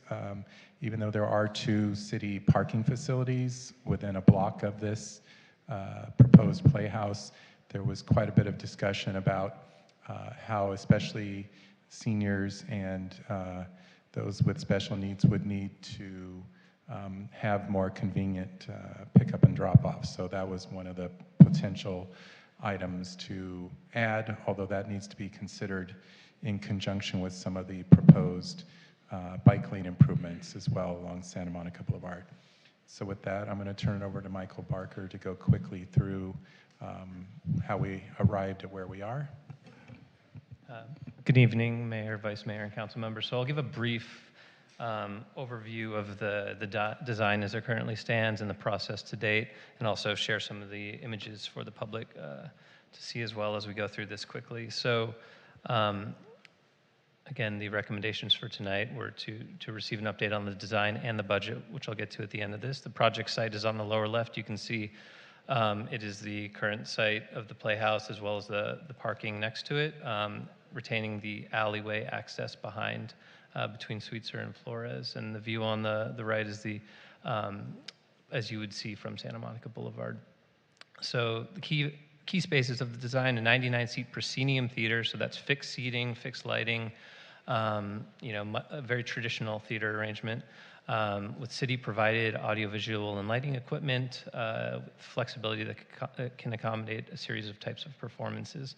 As Rick mentioned, a dedicated service elevator in addition to the public elevator located in the lobby. So that would be a fully accessible facility both for performers, but also staff and operators, as well as a control room on the mezzanine level, the garden, as Rick mentioned as well, which could be secured in the evening. And opening up to that garden is a flex rehearsal space. So in addition to being utilized for rehearsals, it could be used for interactive events, arts-related workshops, classes, events for children. It could really be seen as a multi-purpose room for use for city events as well. And that opens up to the garden, creating an opportunity for indoor-outdoor functions. And also a multi-purpose lobby. So the lobby has been enlarged slightly since the original design to accommodate small exhibitions or meet and greets, pop-ups, things like that. And so just a brief history on this. So the property was acquired between 2016 and 2017.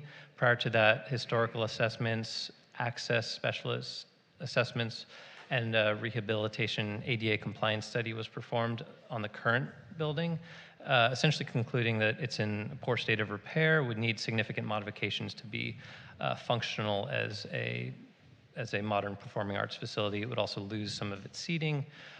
So 2016, City Council approved the purchase. 2017 approved additional funding for rehab and maintenance. And in 2021, a report stated that rehabilitation costs would be at about $4.78 million for, at that time, about a 4,000 to 5,000 square foot facility. So following that, as Rick mentioned, that there was a whole design team selection process. City Council heard this in June 2022 and directed staff to move forward with the replacement strategy. And then in October of 22 to approve the design contract with the architects Perkins and Will and established a project budget of $6.5 million. And that was exclusive of the furniture, fixtures, equipment, and a lot of the audio, visual, and technical equipment, as well as some of the on-site and off-site landscaping work. Since that the item was last here with council, there was the steering committee process and the community engagement process. As Rick mentioned, that steering committee included members of the city council, but also commissioners from public facilities, arts and cultural affairs, planning commission, also industry experts in kind of theater design, and members of the public and the local performing arts community. So here's some images from those meetings, as well as the 2 community meetings that were held, one at Kings Road Park and one at Plummer Park. So this is in the staff report, so I'm not going to go through the whole chart, but it is, you know, a breakdown from top to bottom of essentially kind of the large ticket items that came out of that process. You know, the largest ones being the change in theater type to that kind of fixed seating proscenium theater, which is larger, requires more infrastructure, and then also providing the AV and lighting equipment, which can be quite costly. And you know, the community had mentioned that it's cost prohibitive for many small groups performing to provide their own equipment, and as a city facility providing this would be a great asset. And also just kind of larger rooms such as the rehearsal spaces, costumes, green room, etc. So the total costs, this chart represents kind of the cost history. So in 2022, starting at 6.5 million, exclusive of a lot of the things I mentioned. The initial concept estimate was done mid last year after the steering committee process was complete, estimating a project cost of over 20 million. So following that, there were some design refinements made, further cost estimates produced with the design team, now looking at between 15 and 17.8 million for total project cost, including all the things that were previously excluded, as well as additional contingencies and design fees related to those kind of increased scope. So where we are today is kind of 3/4 of the way down that blue line, you know, City Council report on the schematic design. If approved as is or with modifications as recommended by City Council, the next steps would be to go through the design development phases, the construction documents phases, and then return to City Council after going out to bid and for the approval of the award of a construction contract. So with that, thank you, and hope to answer any questions. Thank you. Do my colleagues have any questions for staff? We do have one public commenter. Let's hear from the public. Great. Our first public, do we have any on Zoom? Nope. Our public commenter for the evening is Barbara Bain. Come on up, Barbara.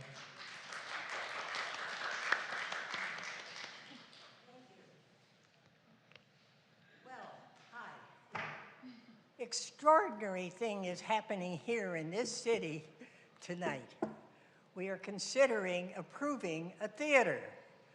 It is happening nowhere else in the country. They're ripping theaters down left and right and putting in cleaners and gas stations and Lord knows what else.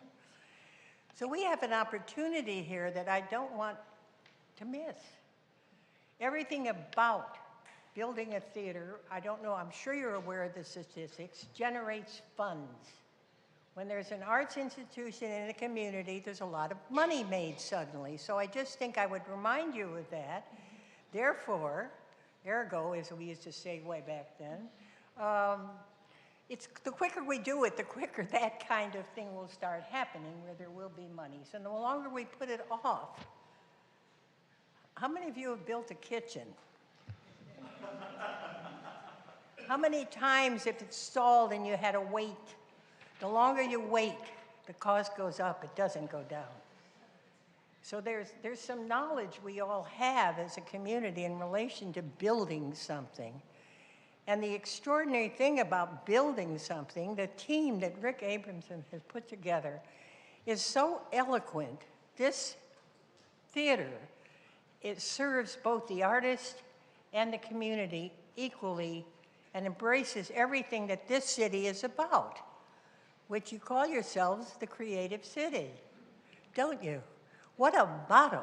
What an idea. And yes, indeed, I have been here since 1984, when you first became a city, and watched that kind of growth, the creative solutions to many problems, the welcoming of people from all over, the embrace of so many new ideas, and you're a leading city in that regard.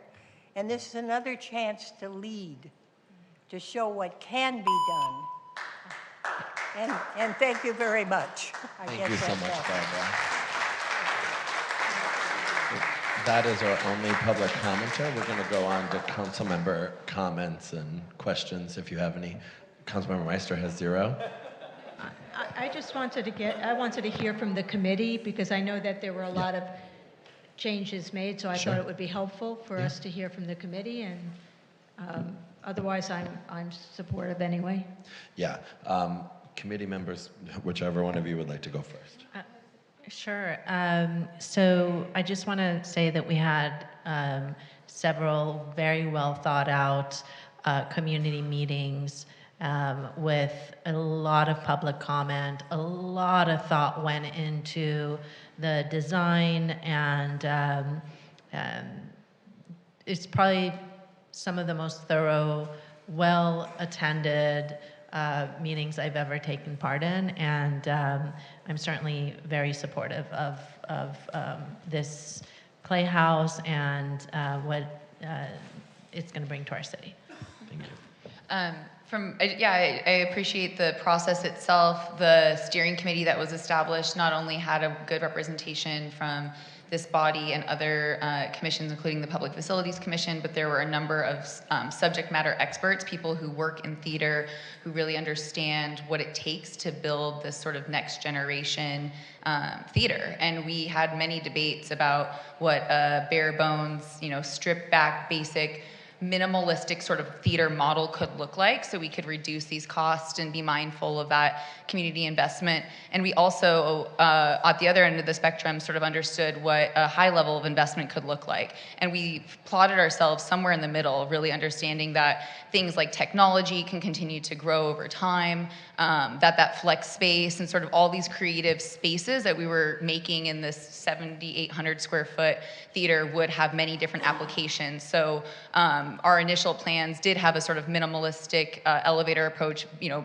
We were going to fight for bathroom space because we wanted to keep costs low, but I think in the long run, and in hearing our public comment tonight about what we're really investing in, I think these costs pan out. So I'm glad that we've gotten to a place where we're doing maybe more than our committee had set out to do, looking at making sure that we were doing something really cost effective, but instead making sure if we're making this investment, we're doing it right, and we're bringing something to the community that will last for a long time. So, yeah.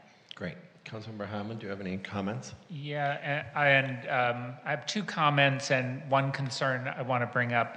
First of all, thank you for all of your work, and thank you to our public speaker. And I know Barbara has been involved and has given lots of input on this project, and appreciate it. The previous agenda item didn't explain how initially we had the idea of really just rehabbing the existing facility. And so I appreciate the fact that you've added that to the agenda, and you've explained that the council actually reviewed this previously and decided that the most effective process here was to demolish that and to replace it. So thank you for adding that. My second concern has to do with the budget, and you've explained it, and Vice Mayor Byers has also explained part of the reason for the increases. And frankly, we do have the money to do this, so I'm not worried about that. But I do want to say that your division sort of has a history of coming to us with a budget that we have set and then coming back with a project that is 2 or more times what the initial budget that was set for that project. And my concern is that that needs to be addressed. I don't think it should be that these kind of projects just morph and take on a life of their own without a check-in with the council. And I appreciate that there were council members on the subcommittee, but I think in the future there needs to be a check-in with the council as a whole if we are going to expand the budget for these kind of projects. And then my final point, and it's the concern that I have, and you raised it in your staff report, and that is that on one hand, the council is very, at least a majority of the council is very hyped up about bike lanes, and we saw some of the public comments tonight about that. And then at the same time, you're recommending a bulb out into the that would impede bike traffic. So it seems like we're being inconsistent here, and I think we need to have a conversation about that and resolve that. To me, that doesn't make sense. If we're going to put a bulb out in so that people being dropped off in cars have a good place to be dropped off, we can't then a year later say, but we want a bike lane there. And that's what I'm concerned about. And I don't see that resolved at all in the staff report, and I think we have to have a conversation about that. Vice Mayor Byers, I called on you. Okay. Just to speak to that part directly, I was also concerned about it and coming back and saw that as listed on the slides before us, item 12 was the one item that included the curb extension and the curbside or the sidewalk totem that was left off of this for future planning. So it looked like in the design elements and the construction plans that would be the one piece of this total project that we're actually leaving aside for future planning work. I think to your exact point, that it was later realized. And we had a lot of conversations about it in those meetings, but this is where we landed. So I think you're right in that, the second thought, and that's what I saw here. So they're giving head nods. What we would be approving tonight would not include that. It would be left aside for future discussions and planning. That's right. Okay, then I'm comfortable with that. Councilmember Meister. You're talking about the bulb out? Yeah. Okay, good. Yeah, because I was thinking about all of the competing things going on, the out zones, the bike lanes, everything that we want to do in our public right-of-way there. So I think that it's good that we come back with that when the council has a better feeling about how we want Santa Monica Boulevard to look. And I shared some of Councilmember Howman's concerns, but I also saw that the size of the project has increased over 50%, and so it kind of makes sense that the cost has also increased, maybe not quite 50%, but it's or maybe the same, but at least there is definitely a proportion. It's in proportion to what's being built. With that, I'm very supportive, and I also think that again we had our subcommittee members, and I think that's where maybe the disconnect is in terms of coming back to council, because in staff's eyes, they are talking to council when they're talking to the subcommittees. But I agree with you. I mean, there's no reason not to have check-ins on these projects. We're all, very positive about. So, is there a mood on the council to have an ad hoc subcommittee that doesn't have to meet, but is on the books if a check-in needs to occur, so that temperature can continue to create, or would you want to give general direction to staff and the city manager to come back to us I think individually? what Councilmember Heilman is saying, he would like them to come back to the council, the entire council, for updates on things like bigger budgets, bigger size. For bigger budgets, but in terms of the ongoing project, Yeah. I'm fine with a subcommittee continuing to work, and whether that has to be a Brown Act subcommittee or not, I'll leave that to the city manager and city attorney. Additionally, we now have quarterly updates on all the city projects. So we're bringing updates to you all that if you see something that looks unusual, you can pull that from consent. Are you comfortable with that? Great. I know there's about to be a motion in a second. I concur with what everyone is saying. I want to thank the team as well as everyone involved in this project from the community. I do see a commissioner here who was on the Playhouse, Plumber, two of them. Where's the other one? Andrew? Who else? If you're on the subcommittee, raise your hand. One? Okay. Well, you're welcome. But thank you for your service. Thank you to everyone. And to Barbara, you are completely right. Theaters are being torn down. We do not invest in theater. We actually just put out a press release from the city talking about the investment in the arts and what that actually brings to our local community. And many of our residents who are here for another item tonight, maybe you knew we were getting a new Playhouse, maybe you didn't. Looking forward to you coming to a future production of what will happen there. But thank you. This is exactly the type of thing that cities dream of doing, and it's such a beautiful project, and can't wait for opening night. So with that, we have a motion and a second, and a unanimous vote. Congratulations. Thank you so much. All right, we're going to move right along. 6A was moved to consent, 6B was moved to consent, 6C was moved to consent, 6D was moved to consent. I'm sorry, not 6D, was not moved to consent. Apologies. Hold on one second. Madam City Clerk, how many public commenters do we have for this? I counted 12. We do have 12 in chambers. One in Zoom. Great.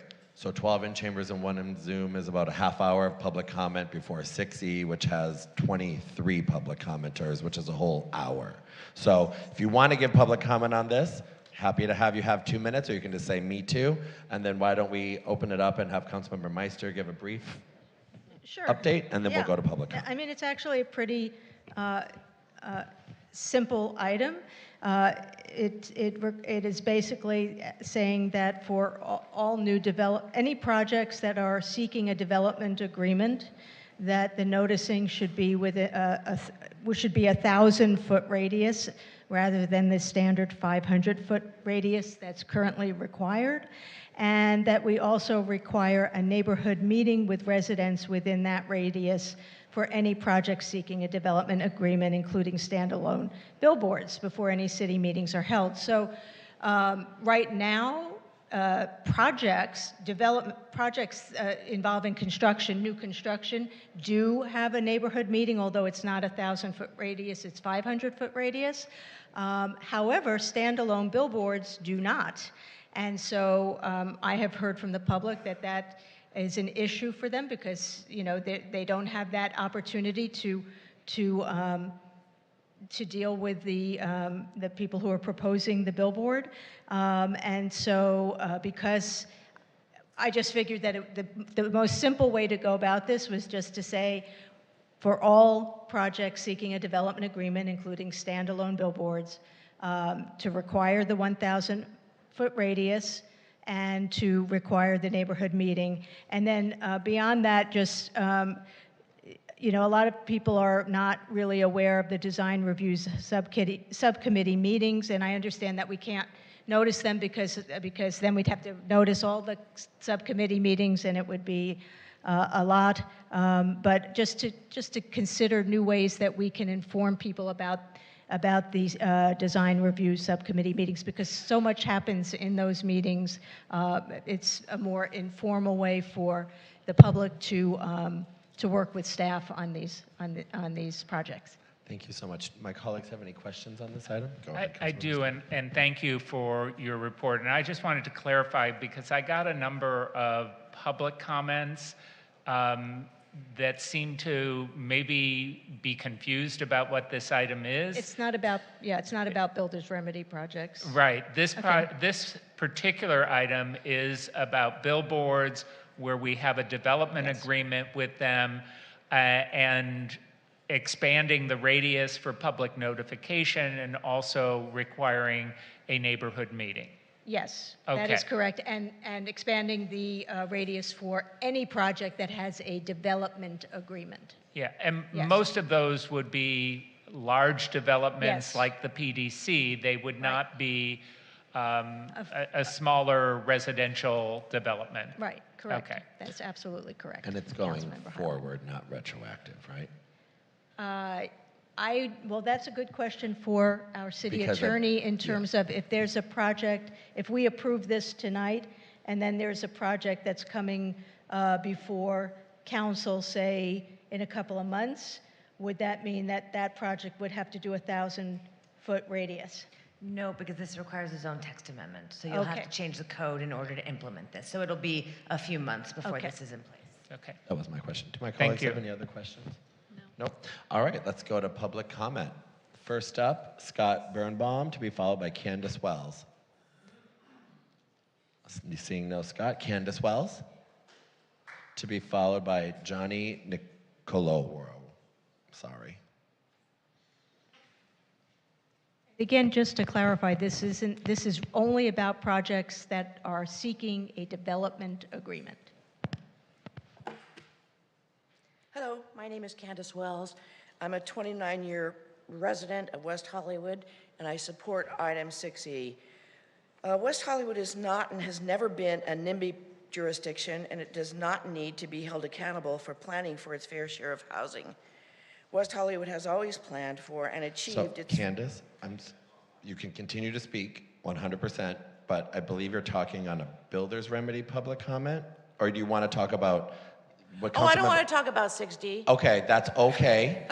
We love hearing from you no matter what. You and called me up, so that's I why know, because our screens, so I'm going to go... Speaker slip says 6D. That's okay. We'll put her on 6E. Candace, we're going to call you back in just a little bit, okay?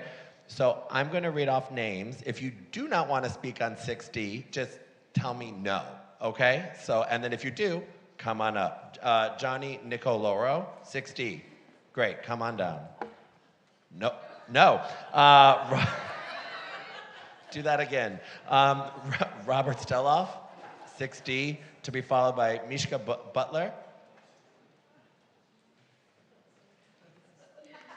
I am fully in favor of 6D and backing up Lauren on this. Thank you. Thank you so much. Mishka Butler, 6D, to be followed by Donna Zeman.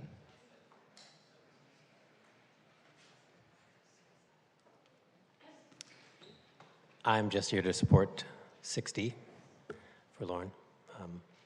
That's it. Thank you. Great, thank you. Great comment. Donna Zeman, to be followed. No, you're coming. Okay, to be followed by Jay Swan. Hi, I'm in support of 6D and ask that you approve it. Thank you. Thank you so much, Donna. Jay Swan, to be followed by Donald Frey. No to Jay. Donald Frey. To be followed by Gail Sands. Donald Fry, longtime resident of West Hollywood. I'm here to speak in support of 6D. Thank you very much. Thank you so much, Donald. Gail Sands, to be followed by Gregory Rutchnick.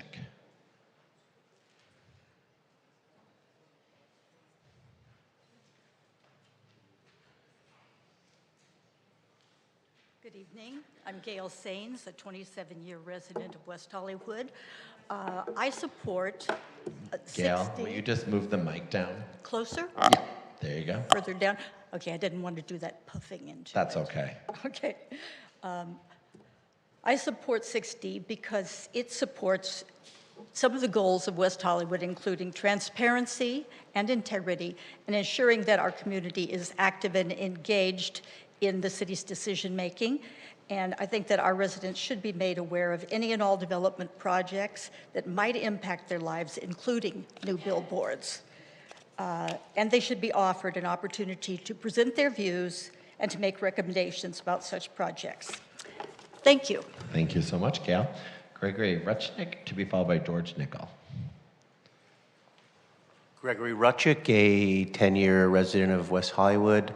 I concur with my prior speaker and fully support 6D. There you go. George Nickel, be followed by Kimberly Winnick. Thank you. George Nickel, 19-year resident of the city of West Hollywood. I support 6D. If you might have noticed from my public comment, I firmly believe that residents should be informed at every step of the way. And I know that staff did say that it might slow things down, but I think a lot of consensus can be built if people whose neighborhoods and the places they love are pulled in and informed about what happens, and if they feel that they have a say in things. So I support it. Thank you. Thank you so much, George. Kimberly Winnick, to be followed by Kathy Blavis. I'm Kimberly Winnick, a 39-year resident of Huntley Drive, and I'm on the board of West Hollywood West Residents Association. I'm here this evening speaking on behalf of West Hollywood West Residents Association. We represent approximately 1,000 households south of Melrose, north of Beverly, between Doheny and La Cienega.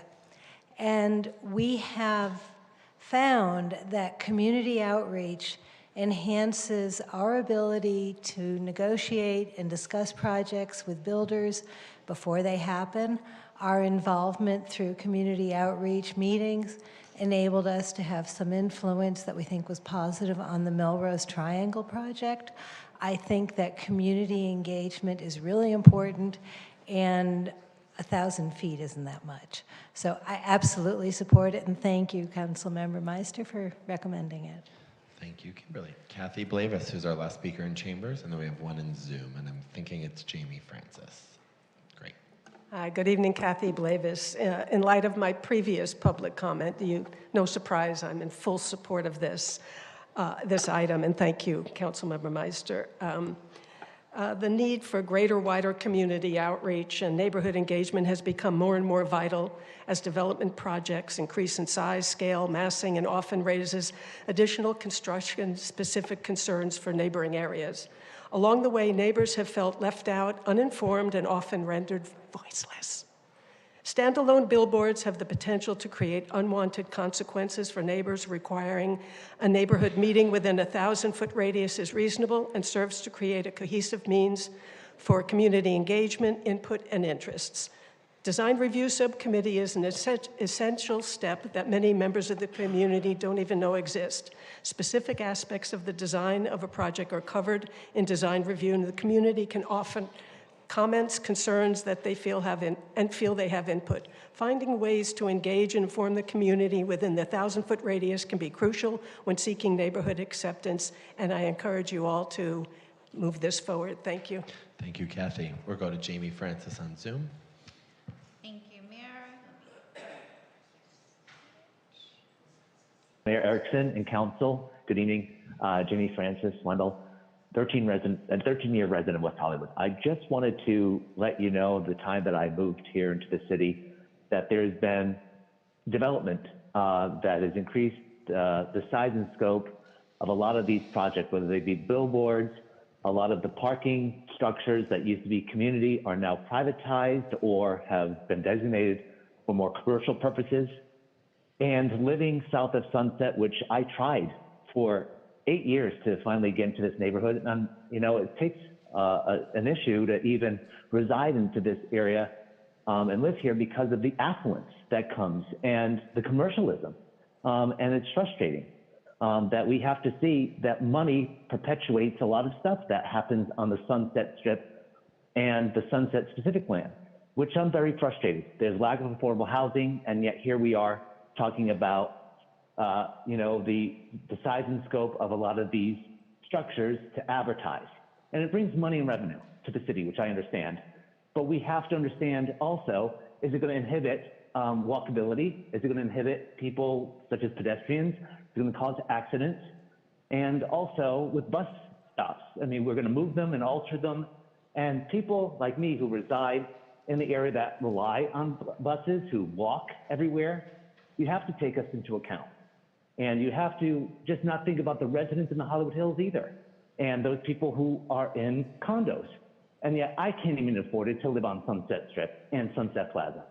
And it is frustrating. I mean, you just have to look at the aspect of it all. And I just want to make my point known that, I appreciate Lauren Meister bringing this forward. It should be beyond 1,000 feet. It should be a neighborhood alert information, just like in regards to what's happening on the east side. So please be advised and aware that the city can do a better job informing people who live within Sunset and not just north of Sunset. Francis. Thank you. Thank you. All right. Is there any deliberation? Otherwise, I feel like... I'm supportive, and when this comes back to us, will we have a list of all of the projects that are subject to this expanded noticing requirement. I just want to make sure that Lauren mentioned billboard projects, but all projects involving a development agreement. So it would be useful, I think, when it comes back to us to understand what are those projects. Okay. Great. I have just one clarifying question. Sure. Will this impact, my understanding is council recusals within the 500 feet. Does this, I don't see that in the recommendation, but this won't impact that at all. No, it has nothing to do with Okay, great. council recusal. Just making. Well, I'll make a motion. Sounds good. We got a motion and a second.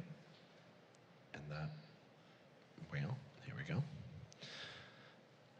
And that passes 5-0. All right, we're going to move on to 6E. Councilmember Heilman, this is your item. Would you like to provide a brief report, and then we'll go to public comment? Yes, thank you, and thank you for everyone for being here tonight.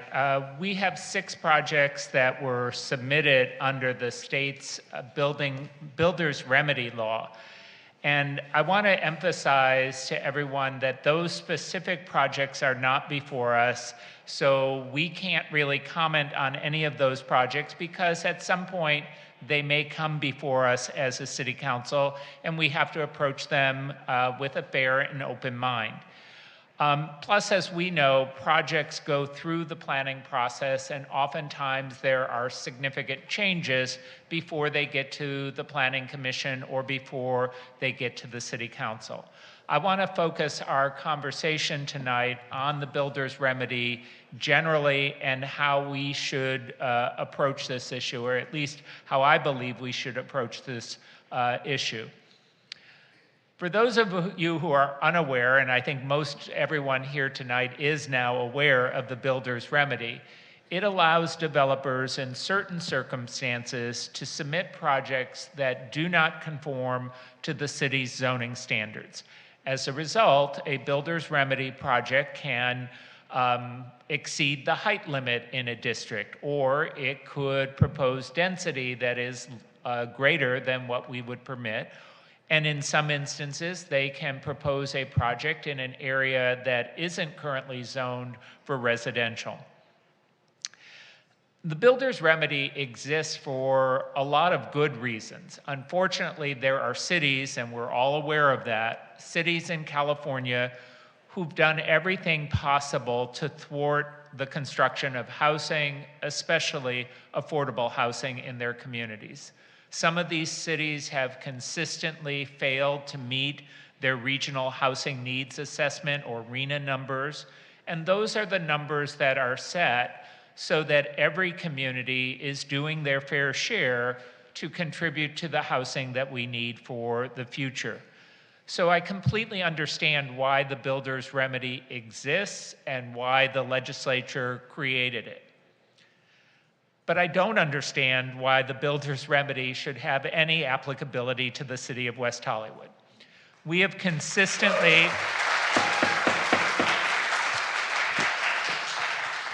You're happy to clap. We're going to be here the whole night if you want to, but just so you're aware, let them finish and then give them a good old gusto.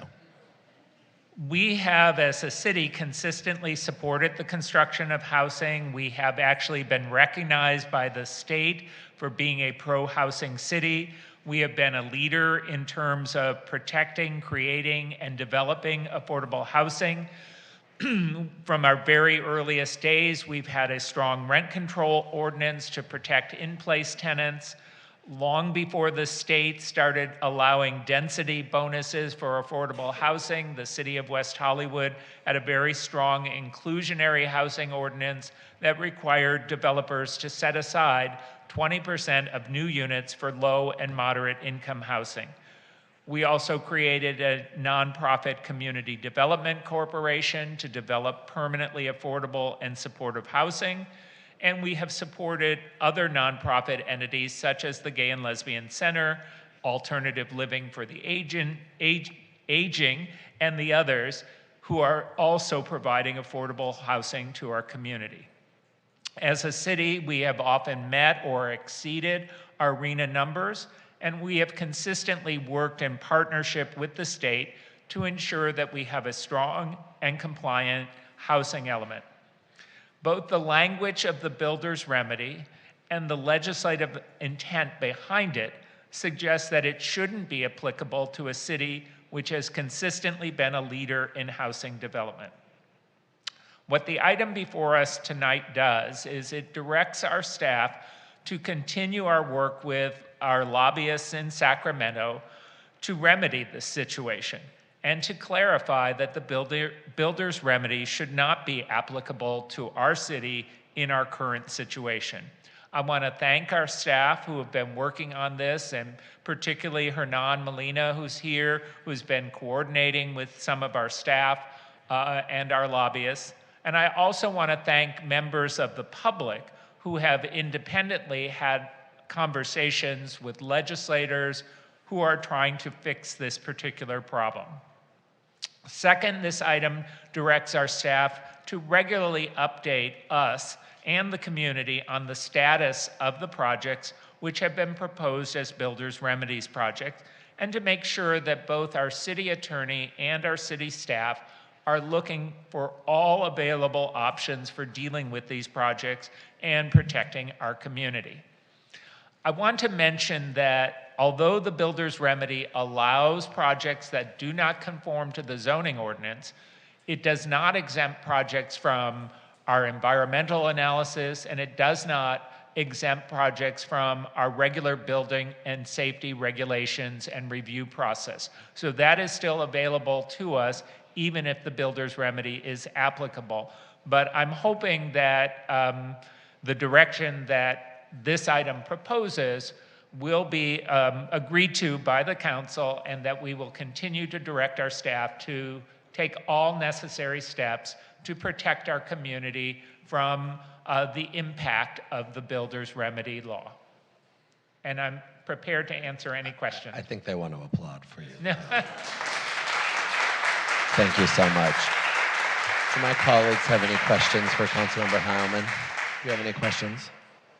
I Great. have no questions, but I want to applaud Yes. the community and thank you for all of your advocacy on this particular issue. Great. We have 23 public commenters, I believe. Right? Any in Zoom? One? Let's do it first. Jamie Francis? All right.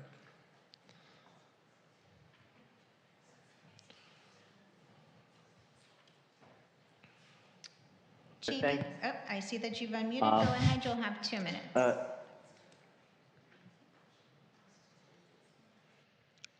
Now he's muted. Yeah, I'm muted. I'm here.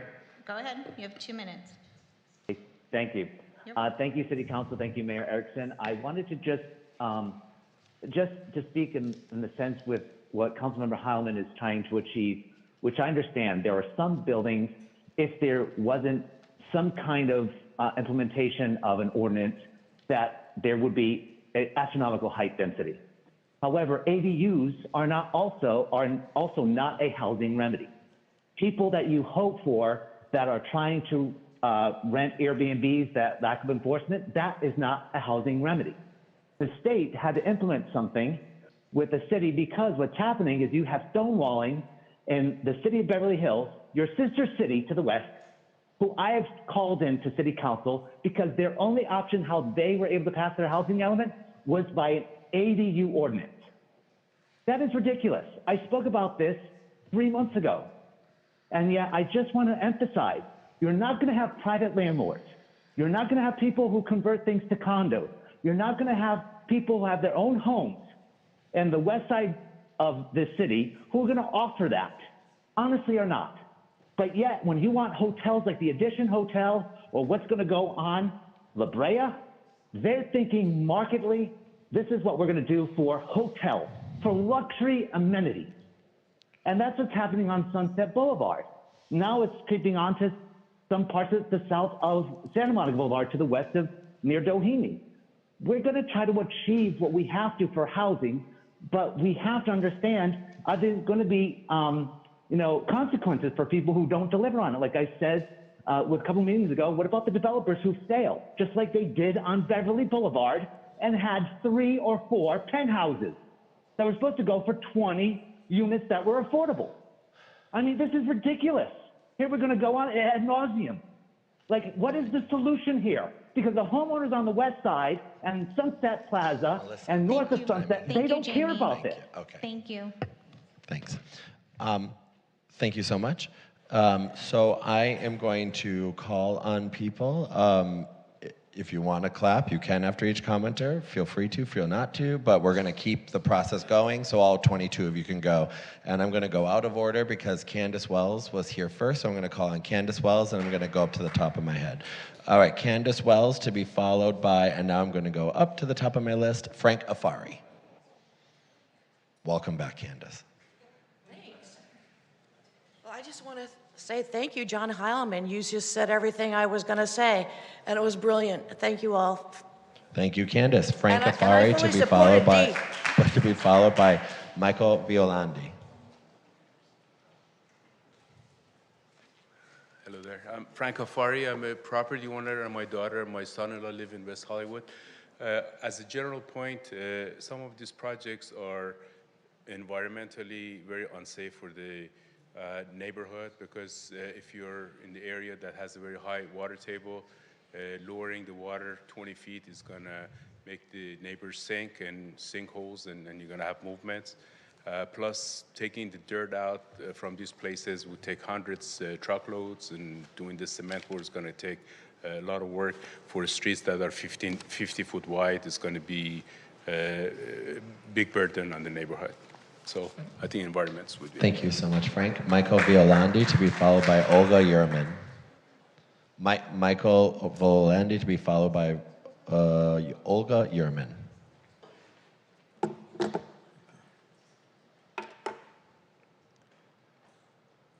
Thank you. My name is Michael Violandi, and I've been living at Huntley Drive for 40 years. I'm here in opposition to the Builder's Remedy Law. I do support the action and results that over the years the West Hollywood City Council has made to protect and create affordable housing. Thank you. I'm here to express my fears about one of the Builder's Remedy projects that slipped through the cracks that proposes building a gigantic 8-story, 50-unit structure at 651 Huntley Drive. Huntley is a narrow street, and number 651 is right in the middle of the quiet residential Tri-West neighborhood. Some of you have visited the site and are familiar with the absurdity of this project. The developer has stated that up to 200 additional vehicles per day will be needed to create the ugly 8-story behemoth. Many will be heavy-duty trucks and equipment, and I worry about the impact this traffic will have on the air quality while pouring toxic pollution on everyone daily for years. And I'm extremely concerned about the unprecedented noise level that will pound relentlessly every day for years. We have all heard the high-pitched boop, boop, boop ringing when a truck is backing up. Imagine that on steroids. I fear that this small army of vehicles will add to the already complicated and increasing traffic patterns in the West Tri-West area. I'm extremely concerned about the dust and debris that will be churned up daily for years by these heavy-duty vehicles. You literally cannot open a window or sit on your outdoor patio due to the dirt and dust that accumulates daily. Additionally, I'm extremely worried about the effect of a structure this enormous will have on the unusual water table in the Tri-West neighborhood. Will the foundation of our building be compromised? Will our safety be threatened? Will more water be constantly running down the street? The bottom line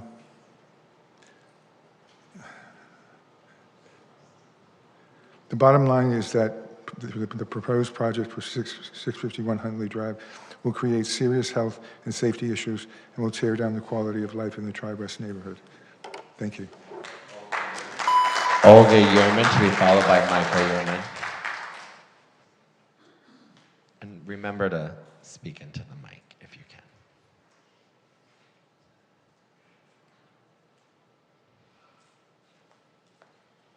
can. Hello, my name is Olga Yerman, and I stand before you today to urge your wholehearted approval of item 6C on today's Builders Remedy agenda. West Hollywood is known for its unique character, its charm, and its tight-knit neighborhoods. Those neighborhoods provide a sense of community. This quality of life is what makes West Hollywood special. However, I'm concerned that recent development trends threaten the very fabric of our neighborhood. Item 6E on Builders Remedy agenda is a crucial step in safeguarding the nature and quality of our existing residential areas. By approving this item, the City Council sends a strong message that it values the character of our neighborhoods and people who call them home. Huntley Drive specifically, it's a tiny two-lane street in which cars going in opposite direction already have to pull over to let each other pass, and street parking is scarce. FedEx, UPS, Amazon delivery trucks are constantly stopping in the street to make the deliveries. Eaton services, garbage and recycling trucks are already on the block every single day. What will be impact of 75 to 100 more people on the block? I believe for delivery vehicles like Amazon, UPS, FedEx, in high-rise building should be a designated loading zone. I understand the need of growth and development in our city, but this growth should not come at the expense of our existing neighborhoods. I implore you, the City Council, to approve item 6E. Let us work together to ensure that West Hollywood remains a place where residents can feel a sense of belonging, where our neighborhoods continue to thrive, and where the quality of life we cherish is protected. Thank you very much for your time. Thank you, Olga. Michael Uhrman, to be followed by Scott Birnbaum.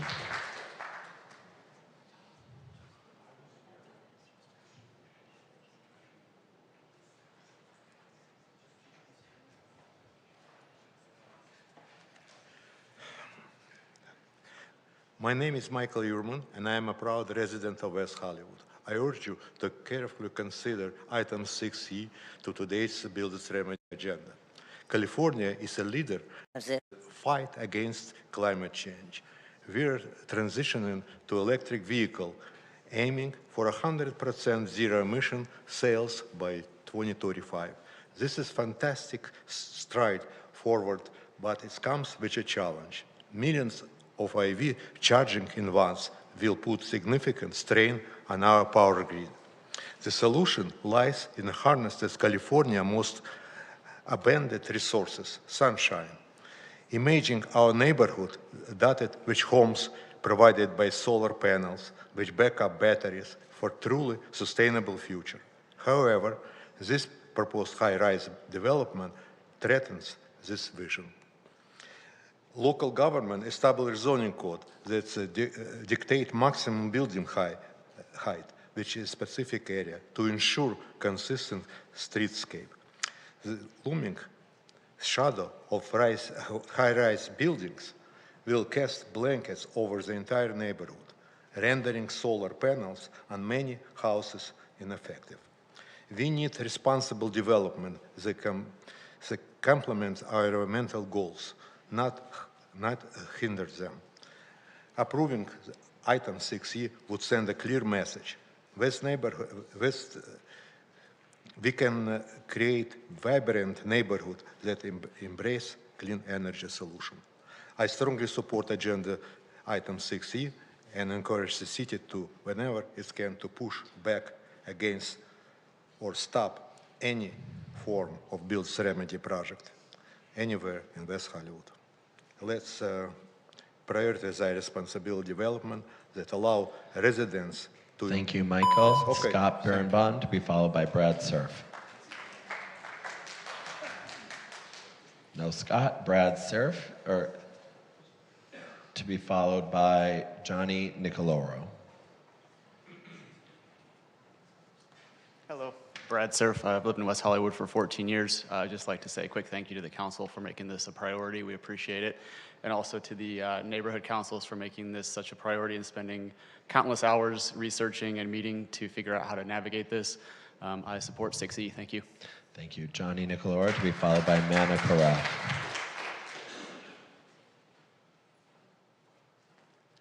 Hi, I'm Johnny Nicoloro, and I have lived in West Hollywood for over 30 years, and 657 Huntley Drive has been home for 27.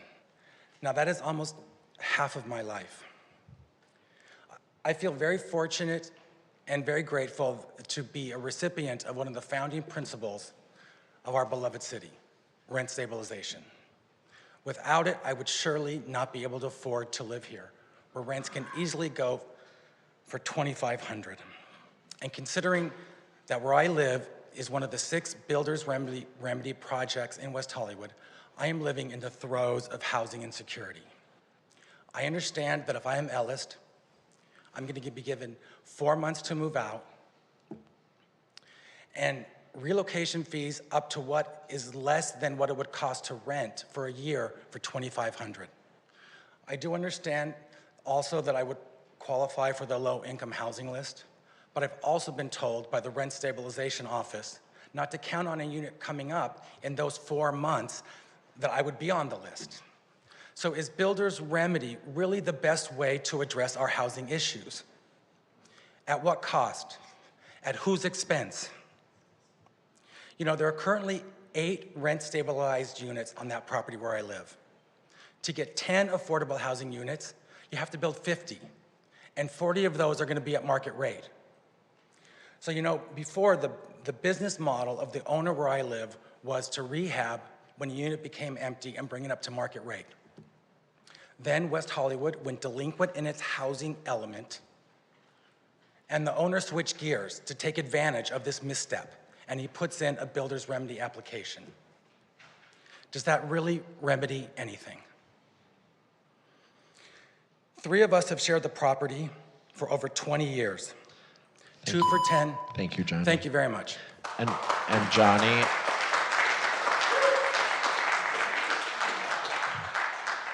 Johnny, if I remember, your email said you're in touch with our housing department. But if you're not, I believe some of them are here for you if you want to follow up with them. Mana Karaf, to be followed by Robert Steloff. Honorable Mayor and city members, I've been a proud resident of the city since 2011 and always appreciated the city's efforts to maintain diversity and inclusion of our community and care for our safety and well-being. As I already mentioned, I'm not going to repeat myself again, but I would like to bring attention to a few important issues. As Johnny mentioned about the low-income housing issue, one of the examples is the Huntley Drive project, which will bring 40 significantly more high-income rentals and replacing it with 10 low and medium income units instead of 8 low-income units, which obviously is not a meaningful contribution to the low-income housing crisis, while it will significantly help to line the pockets of these opportunistic developers. Number 2 is water, sewage, and power grid capacity, which is already mentioned by Michael. The amount of groundwater pumped out to build a subterranean parking garage for even a 1-level underground garage with enough water to flood the street and impede crossing to the extent that the neighborhood calls it Huntley River. During the downpours, we had our building garage flooded multiple times as the street does not have much capacity for the extra water flow, which can only get worse with additional construction. During the electricity peak hours, we experience electricity shutoffs and instability frequently, which can only get worse with the large size of additional proposed building. Additionally, the height of the proposed 8-story building, for example, in this R2 zone street, would prevent solar panel usage for the surrounding homes. Lastly, I would like to bring up the land subsidence issue. Damage to neighboring homes through construction-related water displacement means that the foundation of the nearby houses become unbalanced, moving the walls and floors and causing cracks and destabilization. This is potentially dangerous during earthquakes, which is frequent in Southern California. Thank you so much, Mana. Robert Stedloff, to be followed by Mishka Butler.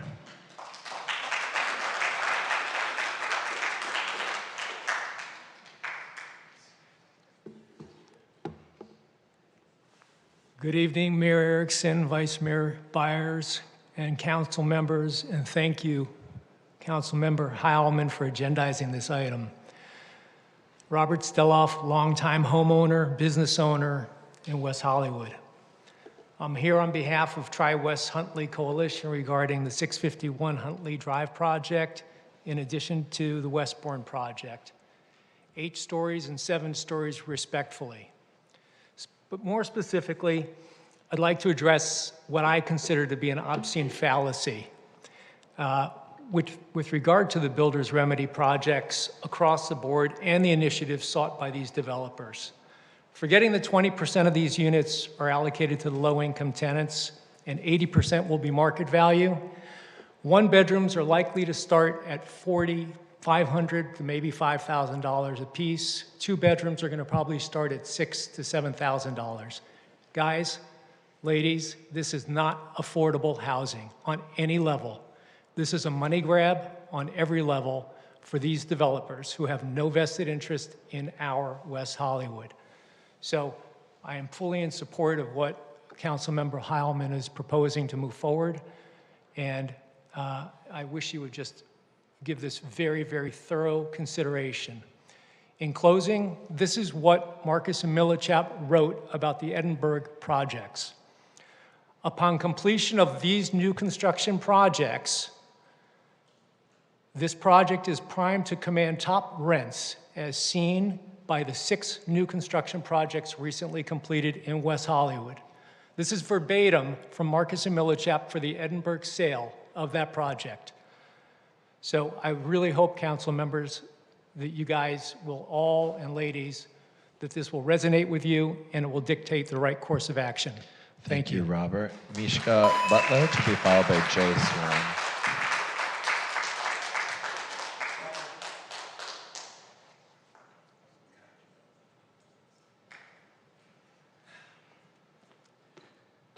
First, I want to thank you,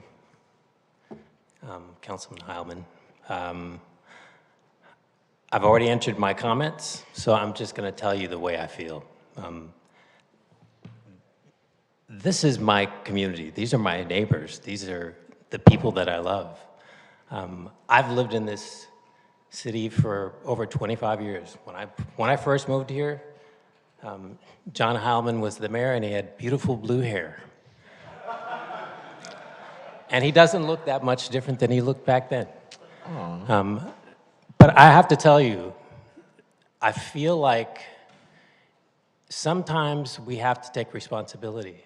And I feel like you guys failed us. And I think sometimes, you know, when the young kids that I work with, a lot of them say, you know, don't talk about it, be about it. And I think you guys talked about it too much and didn't get it in time. And because of it, you've left us all open. And now we have to have this to be able to actually get through this. We really need you to vote yes. We really need you to support this because you have to figure out a way to turn it around. This has to be turned around. I love my neighborhood. I love my council members. When Lauren Meister walks by, it's like Britney Spears is walking by. You know, like really, this is my city. I love this place, but it's going to change in a drastic way if you don't fight for the principles of this city. So please support this. Thank you. Jay Swan, to be followed by Donald Frey. Jay Swan, now or never. Okay, Donald Frey. That's why I said you can applaud, but we gotta come on down. Are you Jay Swan? Judith Sport? Judy Swan? You're Judy Swan. Okay, so Schwartz. You can call me anything you want, just don't pass this. Okay.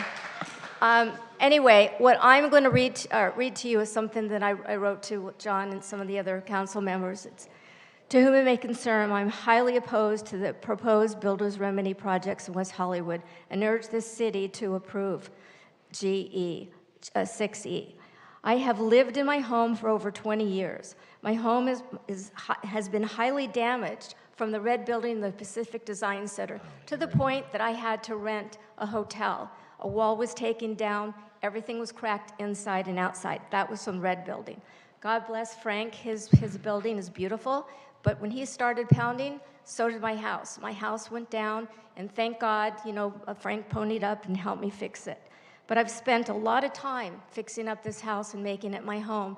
And as Mishka said, we are a community, and we love our community. And that building, you know, it looks like it needs to be on Wilshire Corridor. How that it got passed, and I'm agreeing with Mishka. What I found, I've never been to a meeting here, but what I've seen is a lot of compassion from you guys with the Jewish community, and with this community and that community and the Playhouse and all that. But how about the people that actually live in the area that's going to be impacted by this? And, I feel that, for myself and for my community, that it just needs to be taken care of in the right way, and we really need all of you to pony up and do the right thing. And John, thank you so much, because what I see is a lot of attentiveness through this whole meeting, from you, and I really appreciate that. And everybody that's here, I appreciate all of you here, but I really need to have your help. We need to have your help. And that's what I have to say is, dig deep, what Mishka had to say is right. We didn't cause this, so this is our city. We need you to help us get this passed and be done with it so we can enjoy our lives. Thank you. Could you make sure that you you gave a lovely public comment. However, you were not the name I called, which is totally fine, but we want to make sure we have you on the record. So could you go fill out the form for them? I did. I've actually They probably have it, but just triple check. It's okay. It's okay. Yeah, we have you down. We just want to make sure it's right. So are you Jay Swan? No. You're Donald Fry. Yes, Fry. Sorry. Right, did I say it right? Fry. Come on down, Donald. Is there a Jay Swan in the room? No? Okay. All right. I'm just Donald, trying to keep go this ahead. going for you, John. No, thank you for your patience. So I'm here also to speak in support of 6E, and thank you very much, Councilman Heilman, for proposing this. We talked with many of you in front of one of the Builders Remedies projects, and we talked about the fact that West Hollywood is not a city of NIMBYism. West Hollywood has always been a leader at showing that you can do affordable housing and maintain quality of life for the residents and the people who live there. So all we ask, please, please, please, fight for us. Fight for us, the residents of West Hollywood, who always have supported affordable housing, always have supported this being a better place for everyone to live.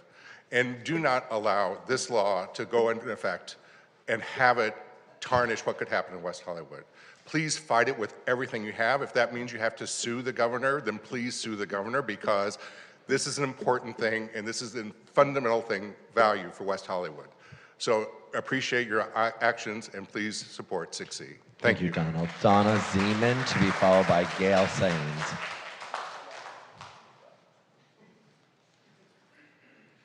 Yeah.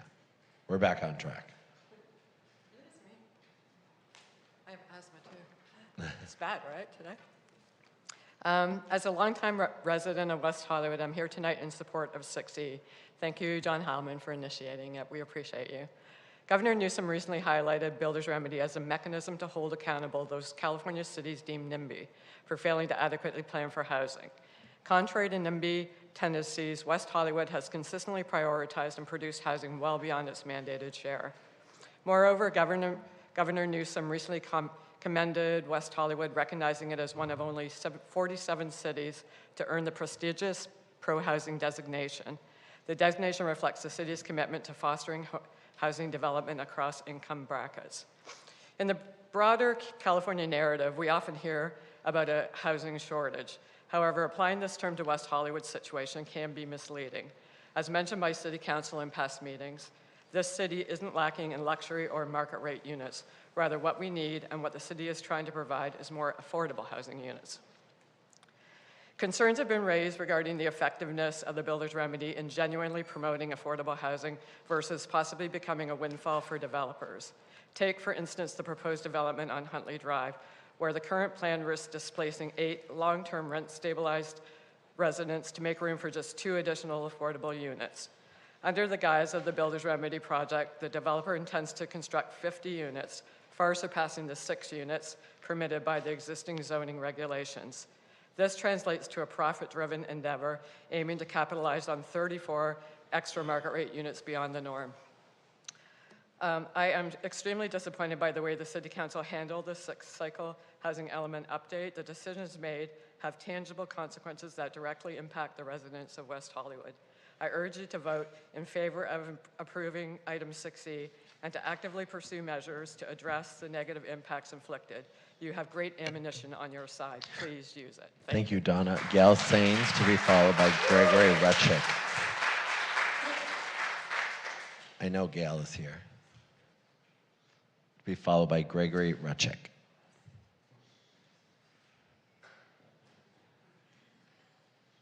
Hi again. Gail Sains, West Hollywood. Well, John Heilman, what's left to say after you took my speech away from me?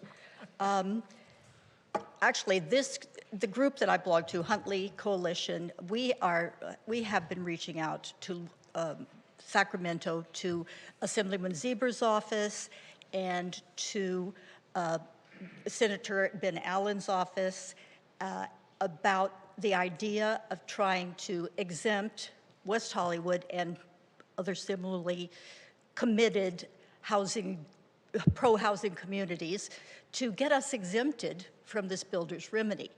I want to point out, too, though, that I was reading the comments from the people who are in opposition to 6E, and they were saying that builder's remedy is established law. No, it is not established law.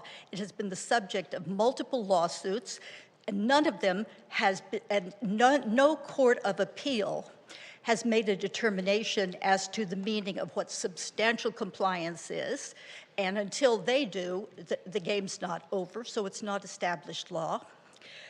But we need to get in there as fast as possible, which we're trying to do, our coalition's trying to do, and which I know the city is trying to do, and Hernan Molina is working on.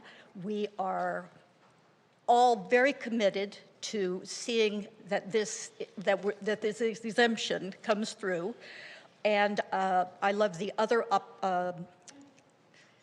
proposals in 6E for contacting the builders and seeing, what's what with them, and just investigating what we can do to stop this. West Hollywood doesn't need it. Thank you, Gail. Gregory Rutchick, to be followed by Chris Gallagher. Gregory Rutchick, 10-year resident, voter, taxpayer, got a law practice here. I failed you. I am your polity. You are my representatives. I voted for each of you to protect me. And it was only recently that I read the September 15, 2020 memo from the HDC Megan Kirkaby to each of your planning departments, teaching the cities. This was written by the HDC to each of your departments, including yours, educating you about the Housing Accountability Act and the penalties that would happen if we did not understand the law. We, as lawyers, failed you. We need your help now. My father sat as a councilman in Connecticut with men, 3 women. I am so grateful. Our earth and women, without you as protectors, we can't have homes. The water issues are really important. We won't have homes. James Madison and Alexander Hamilton talked about your role between divergent interests, those with property rights and those without. Justice is your balance. I thank each of you for coming to the site. This is your neighborhood. This is where we drink water. This is where we raise our families and work, where we visit the people we love, where we live and breathe. People come to work here. Bring justice back to this process that's fallen off track. You, our republic. Meet together. Read the memo from almost 3.5 years ago, teaching us the details of this process. You've already done a great job in representing us. Let's make sure we can have a city that has a vision, looking back, we'll be proud of. Thank you. Thank you, Gregory. Chris Gallagher, to be followed by George Nickel.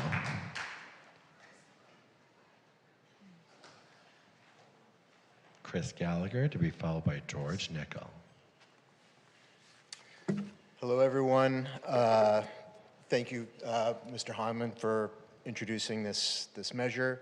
I'm a 27-year resident of Huntley Drive.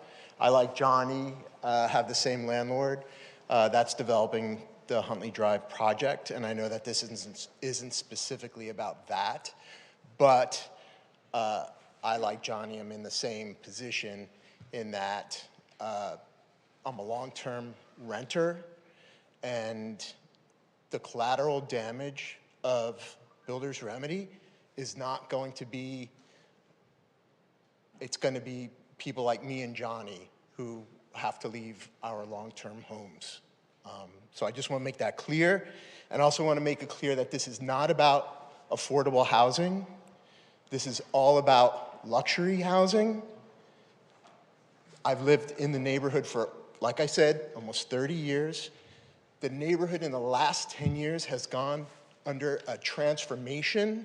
Like if you were here before that, you can see it with your own eyes, and you see that this is nothing but capitalizing on luxury housing. They want to move all of the long-term residents out and bring in people at luxury market housing rates. And that's what this is about. Thank you, Greg. Thank you, Chris. George Nickel, to be followed by Zakiya Wright. George Nickel again, City of West Hollywood. I absolutely support this item. Affordable housing is as deep in the DNA of our city as gay and lesbian rights. It was the impetus to create our city and for cityhood, rent control, LGBTQ rights.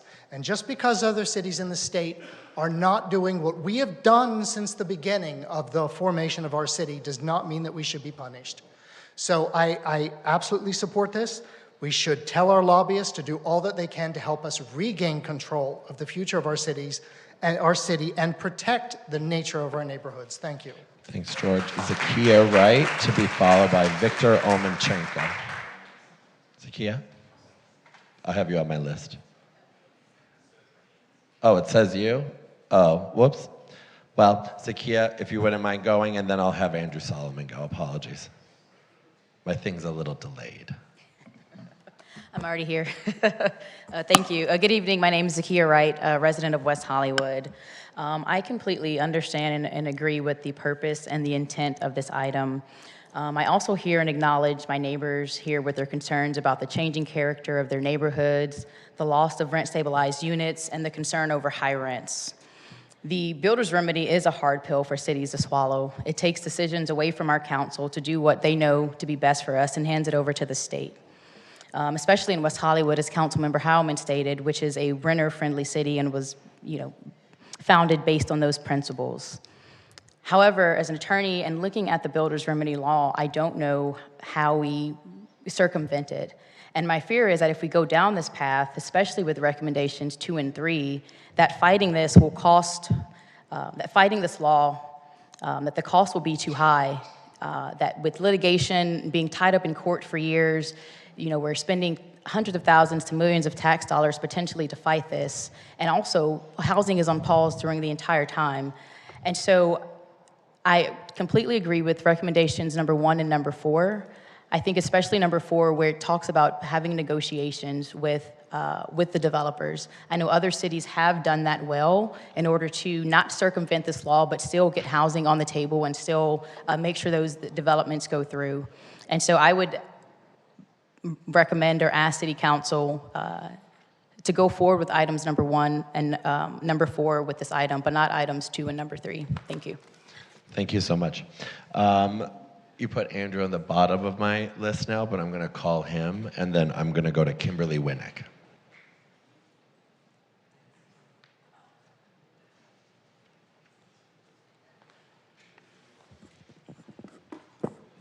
Hi, good evening. Andrew Solomon, West Hollywood. A few recent headlines to share with you. Attorney General Bonta, court orders La Cañada Flint Ridge to follow state housing law and process affordable housing project application, March 5th, 2024. And then from last week, Governor Newsom and Attorney General Bonta announced legal victory holding Huntington Beach accountable for flaunting housing element law, May 15th, 2024. These court cases have cost these cities hundreds of thousands of dollars. This is the league of cities that we will be joining if you pass this item tonight. I've spoken to several land use attorneys, housing advocacy groups over the weekend, and the feedback has been unanimous. This item is astounding coming from a pro-housing city like West Hollywood. You're essentially asking Lauren to figure out a way to break the law, and then you're asking Hernan to figure out a way to sell it. As one attorney put it to me, not even Beverly Hills has a council-established policy against builder's remedy. The very existence of this item tonight on the agenda weakens the city's position whenever there is a future lawsuit against the city, and there will be. This item shows clear evidence of bias against the law. Even if you're opposed to builders' remedy projects, which the majority of people here are tonight, passing this item hurts the city's position to ever deny approval of one of those projects. This item shows at court that the city is biased against the law, not that the city is biased against a project. It will be used against you. Look, I know that builder's remedy is wildly unpopular, but a good friend of mine once said that whenever you hold elected office, you have to know what you'd be willing to lose for. In this case, I hope it's housing, and I hope it's the reputation of this city as a pro-housing city. Thanks. Andrew, Thank you, Andrew. I have a question for you. No. Wait, Andrew, I have a question. Friends, hold on, Lauren. He did not boo you. He did not hiss you. Please show respect on each way. I think we can all agree to that, okay?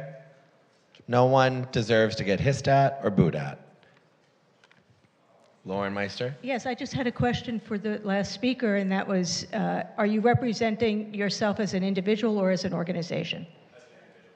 Okay, thank you. Thank you. Let's continue to show respect and get through the last 5 public commenters, please. We're all one community at the end of the day. Kimberly Winnick. Thank you. Again, Kimberly Winnick, and again, I'm here on behalf of West Hollywood West Residents Association. I want to thank John Heilman, and we are entirely in support of 6E.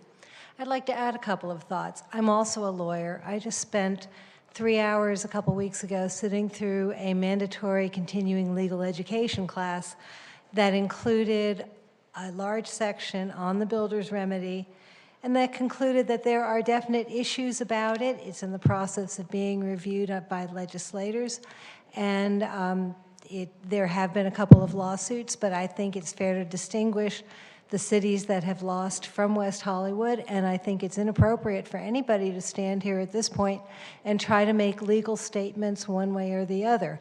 Again, what this proposes, what 6E proposes, is to review it, to consider the issues about it. Let's face it, one of the things that lawyers are really good at is finding loopholes, arguments, corrections, suggestions, modifications, amendments, and other ways to deal with things. This is not set in stone.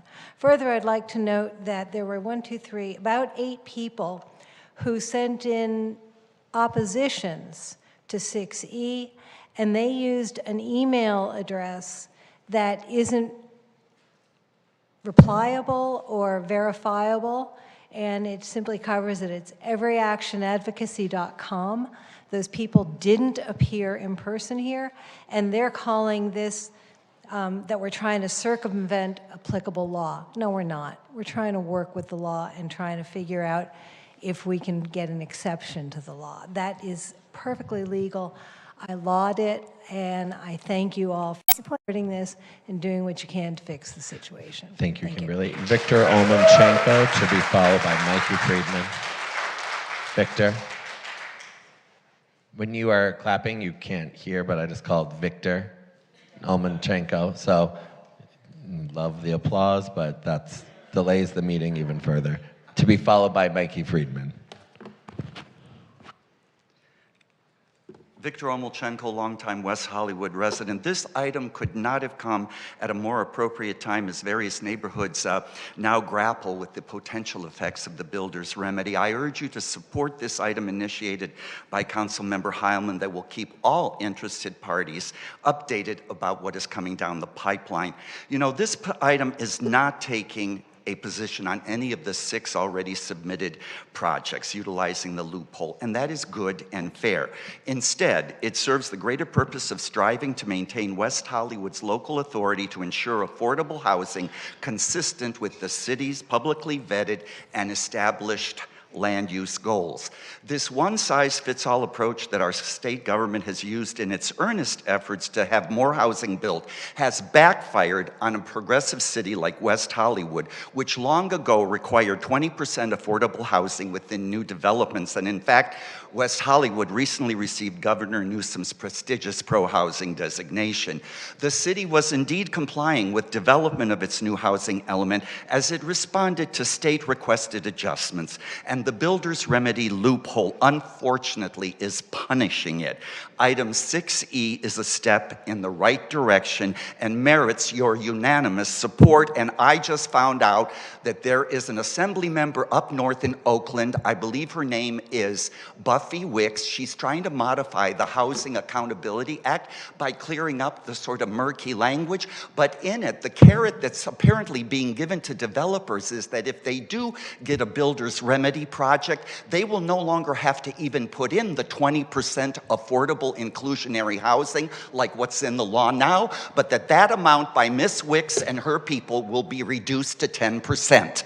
That needs to be looked into as we move ahead in this process of remedying the builder's remedy. Victor. Thank you. Mikey Friedman, to be followed by Nick Roybal, who is our last speaker. And if you did turn in a slip and your name wasn't called and you still want to speak, you can, but just don't miss it.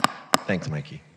I really wasn't prepared to speak on this tonight, so this is just from my heart, how happy I am to see all these neighbors here fighting for their neighborhood, fighting against this intrusion of developers who I've noticed, I come to a lot of these meetings, and I've noticed that these developers bring in people from Unite here, Local 11, and they fight and say they need these apartments, these low-cost apartments, because they have to be in West Hollywood when they're working. Well, they're paid to say that. I don't believe it. I believe these people here really love their neighborhood, and they want this to be a neighborhood, and they don't want these huge things to ruin their neighborhood.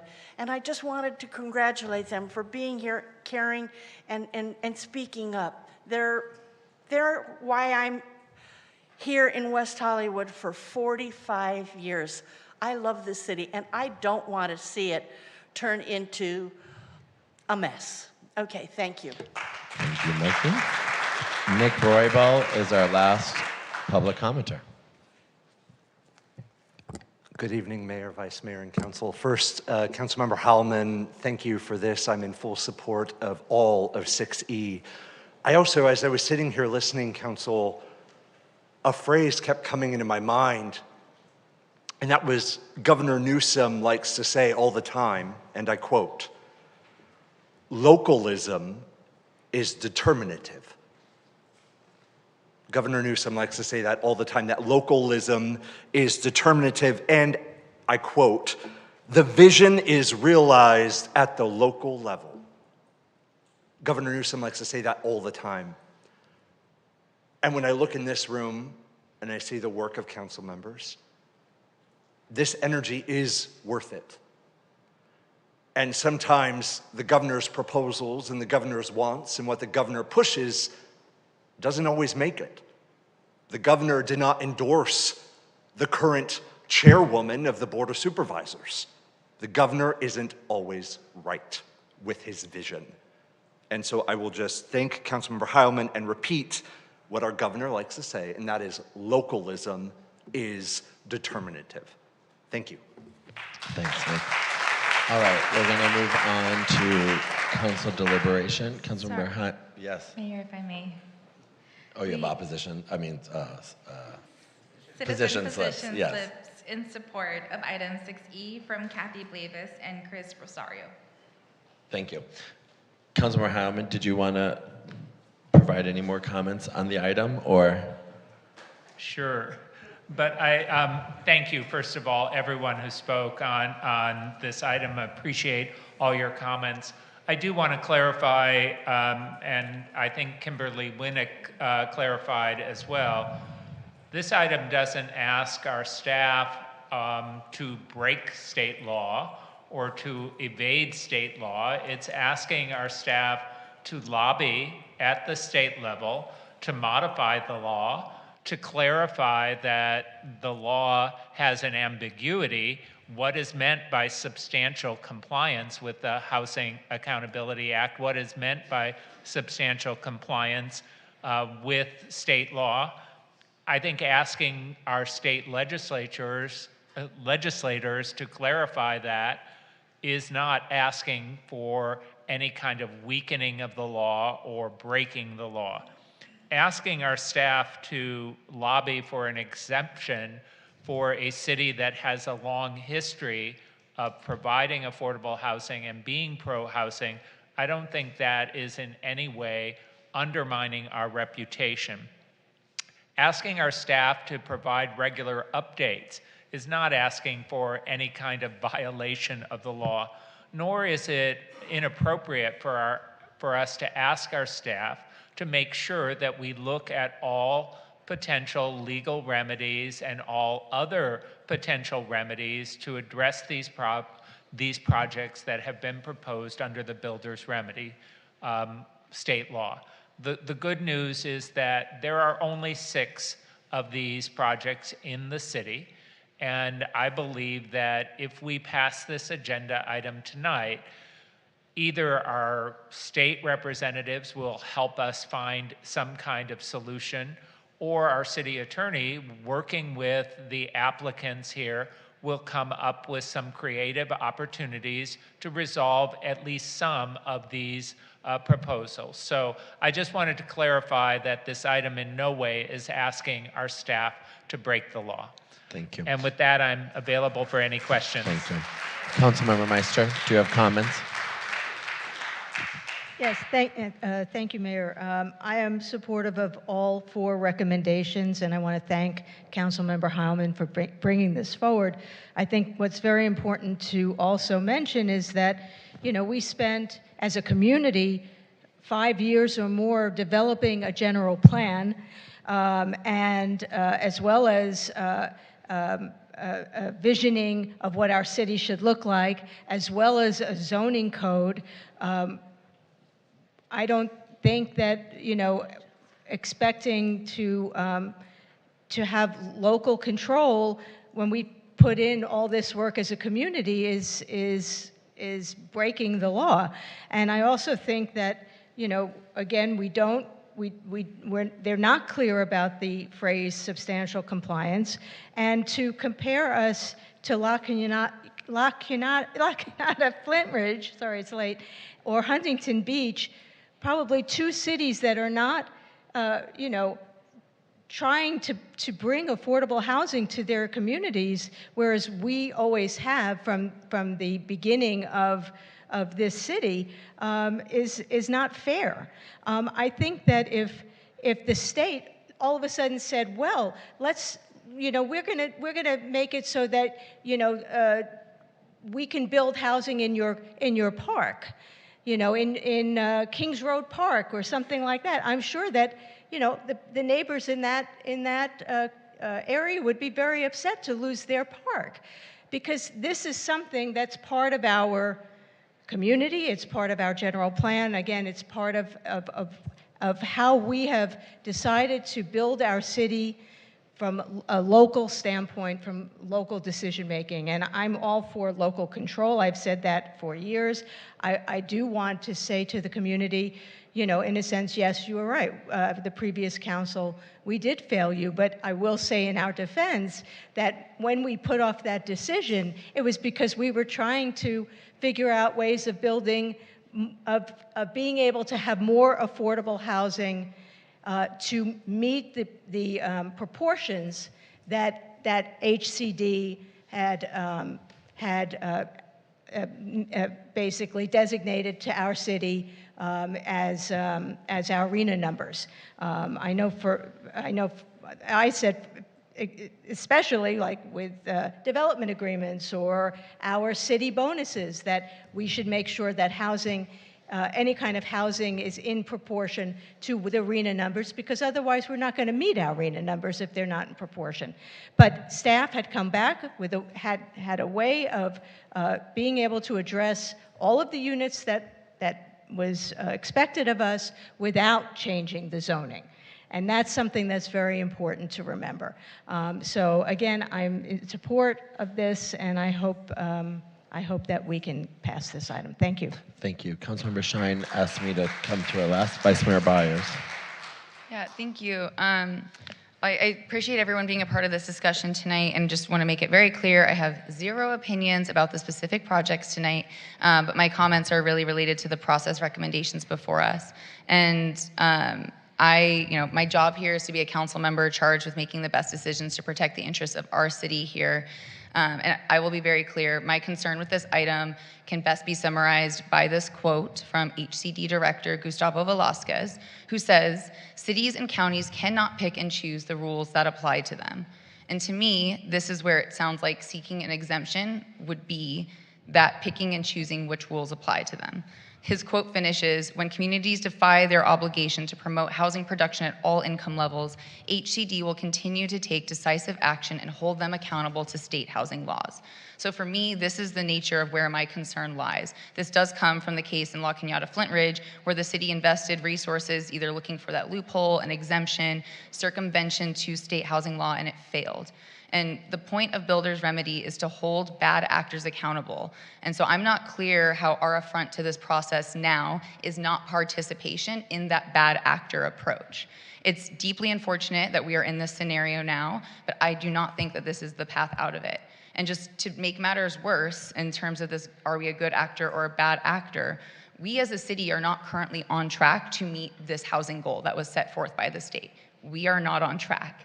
I believe we are less than 10% of the way towards that goal, and I think that is even a generous number based on my memory.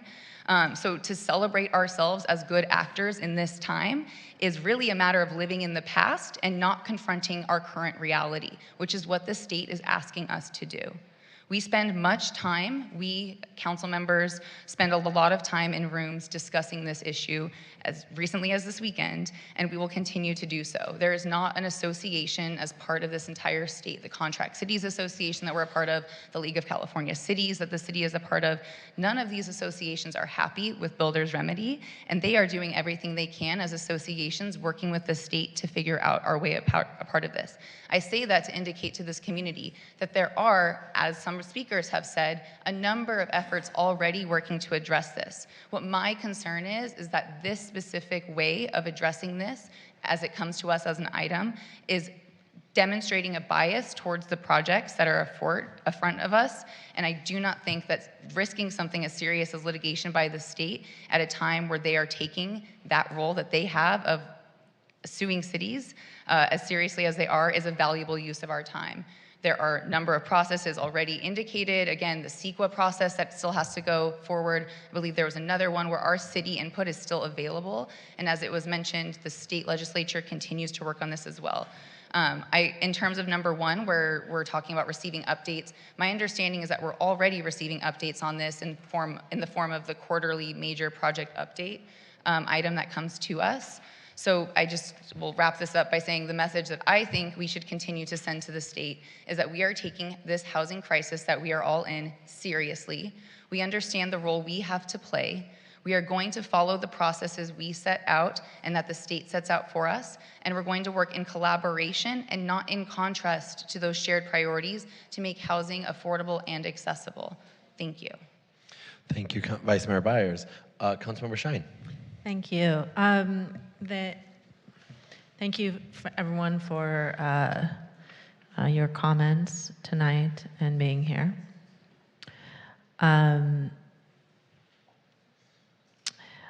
There's no doubt that we actually did not approve the housing element in time because we needed to make sure that staff brought back a housing element that would be promoting building housing because we are in a housing crisis. The housing element, as we were dealing with, was actually not going to be approved by HCD under the terms that they had set out. So we took longer to approve the housing element. With that said, I am in favor of us building because we do need to really push ourselves into building more than we have. We have built a lot of affordable housing comparatively to other cities. However, I don't believe that means that we then should not do more, because more is needed from every single city, including us. And at the same time, I'm personally not happy with the builder's remedy projects because it essentially takes away all of our local control. So it's not actually that this entire item is anti-housing, because the housing element that we have put forth is the most progressive pro-housing element that we have had. With respect to the regular updates, I actually agree with Councilmember Byers, or Vice Mayor Byers, that we are getting status updates, so I really don't agree with that one. Directing the staff and city attorney to work with the city's lobbyists to develop and implement a lobbying campaign in Sacramento to see if we can exempt the city. I don't think there's a problem with that, quite frankly. And I think that is a creative approach, and why not? Because our residents are asking us to act. And I am in favor of number 2. As far as number 3, that one I have an issue with because, again, because of the other cities that have tried and spent so much money in litigation, I don't feel that this is a wise use of our funds. And if there is some kind of way to reword this, the other concern of mine with number 3 is, again, this is putting us in a weird position because these haven't even been brought to us, and we could be challenged because it kind of teeters. Again, I agree with Vice Mayor Byers on this. It teeters on us making almost a decision on these where then we have no say of any kind whatsoever. And as far as directing staff to meet with each entity to negotiate alternative compromise paths, I think it's always good to have staff meet with developers to see if there's a negotiation that can be made here so that there's what is being built is also accepted by community to an extent. So those are my thoughts on this item right now. Thank you so much. I too want to thank all the members of the public who have come out. I have seen screenshots of your group chats and from little friends in the community, and you are organized, so I want to thank each and every one of you. It takes a lot of work to be this organized and come out, so I want to thank each and every one of you. I have a couple of questions, and I don't know if you might be able to answer this, but I don't know if Jennifer and Nick want to come down, and maybe Lauren Langer can help with a couple of them first. By approving this item today, City Attorney Langer, is the city at risk of losing our pro-housing designation? I don't know the answer to that. I think it would depend on, Nick has looked at the factors that went into the scoring. I don't think there's a clear-cut answer that if you take this action, you would lose your pro-housing designation.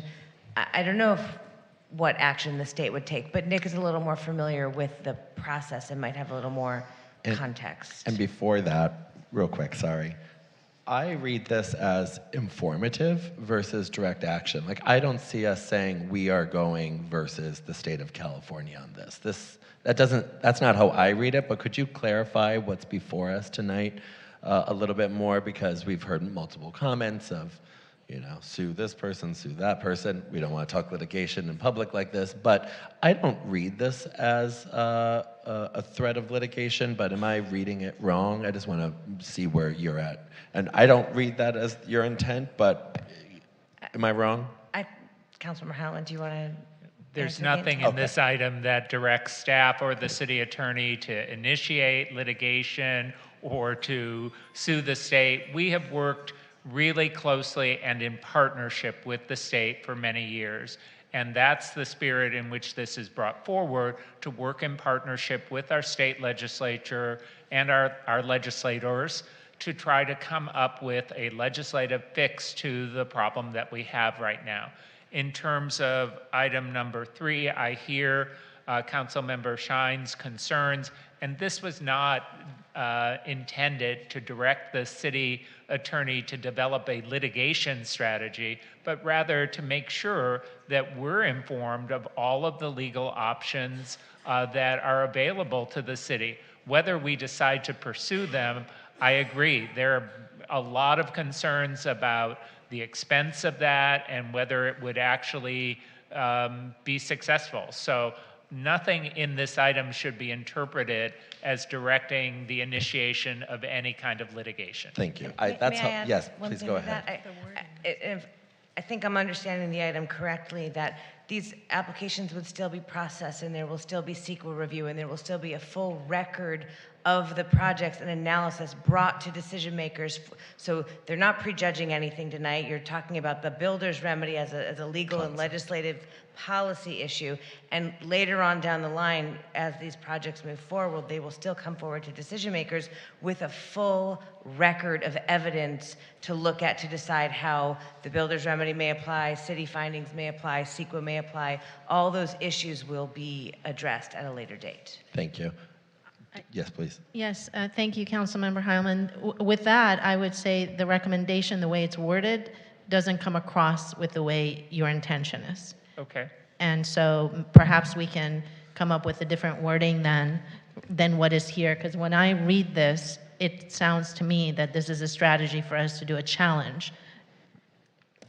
Okay. So maybe just to clarify that the intention here is to direct the city attorney and the city staff to come up with a strategy that provides the council with all available options for addressing these projects. So that does not direct the staff to necessarily challenge those projects, but to at least provide us with all of the available information about how we can address specific builders remedies projects. Yeah. And I know that some of them, there's some questions about the timing of when they were filed.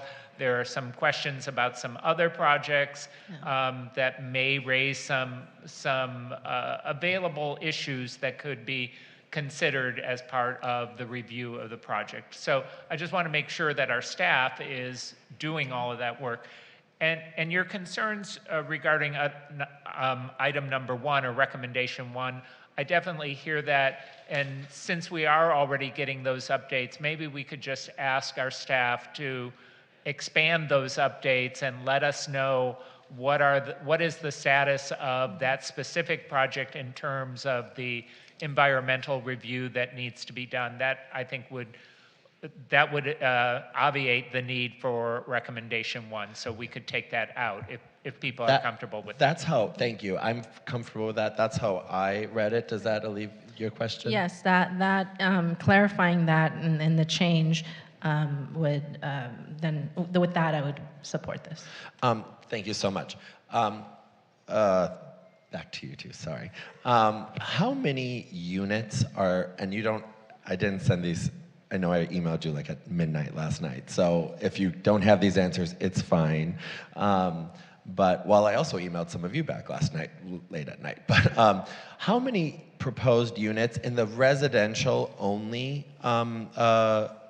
builders remedy projects are at play here? Hi, in the residential only zones, we have 150, is that right? Sorry, in the residential zones. the number of units. Because the ones in the commercial are more Yeah. significant. 150 by my count units total across the 4 projects that are pending in residential zones, and the balance of 290 units proposed in the 2 projects that are in commercial zones. Thank you. And my understanding is that these projects are, and for the record, I have not prejudged any project that is yet to come before me. I'm just asking informative questions. Thank you, Vice Mayor Byers, for setting that example. A lot of these projects are changing or are potentially not moving forward. I understand one of them is already maybe not moving forward, but we will get that update in whatever accordance will come about, correct? Things change all the time with these projects. Things might change with the projects. I don't know that we want to get into any Got it. specifics Okay, about any that's particular fine. projects that are pending. That's you saying don't talk about it, and I understand that.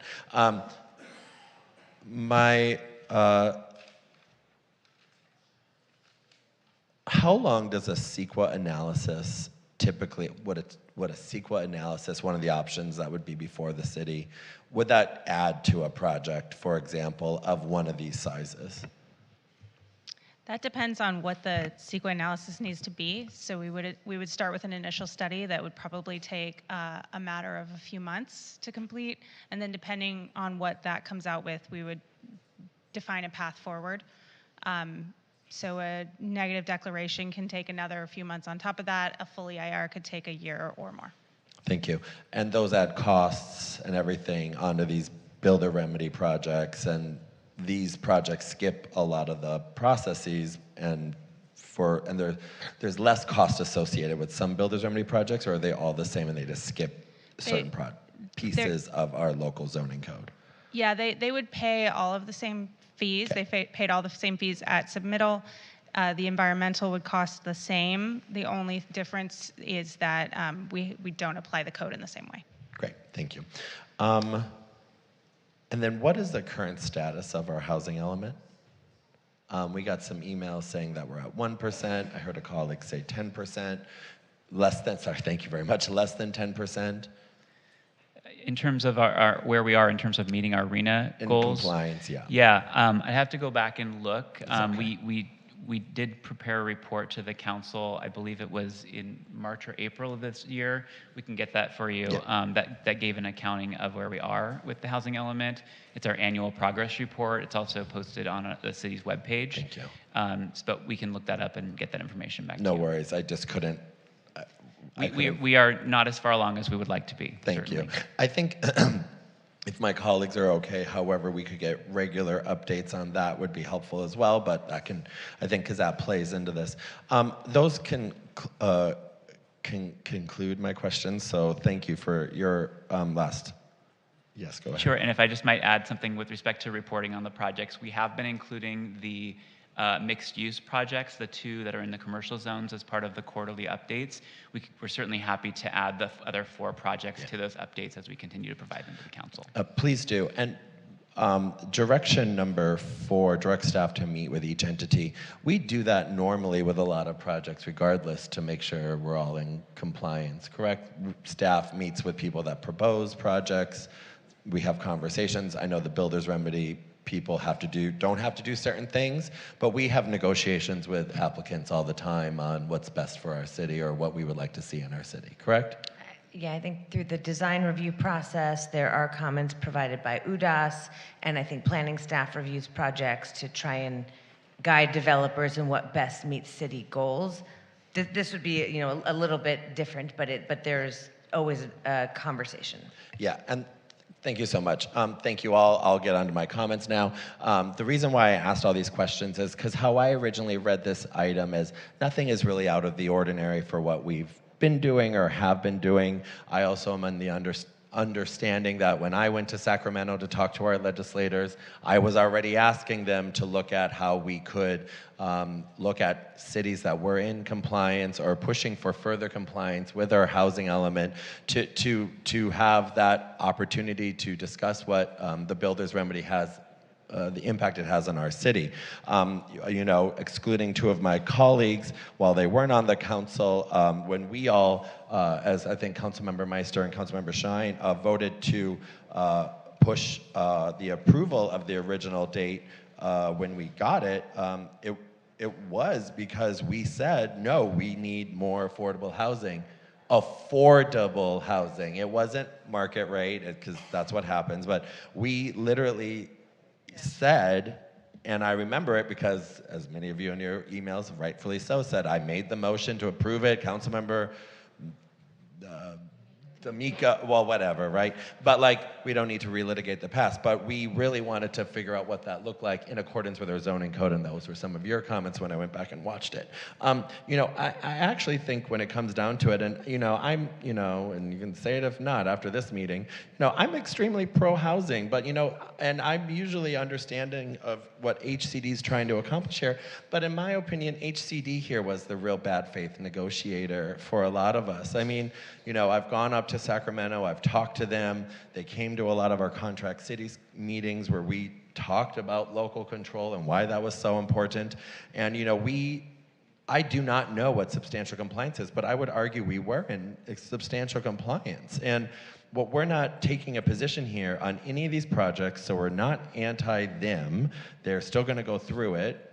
But what I see is what we're trying to figure out is how do we have more communication and transparency for what's being proposed that's not really out of the ordinary for what we're already doing. So I support this item.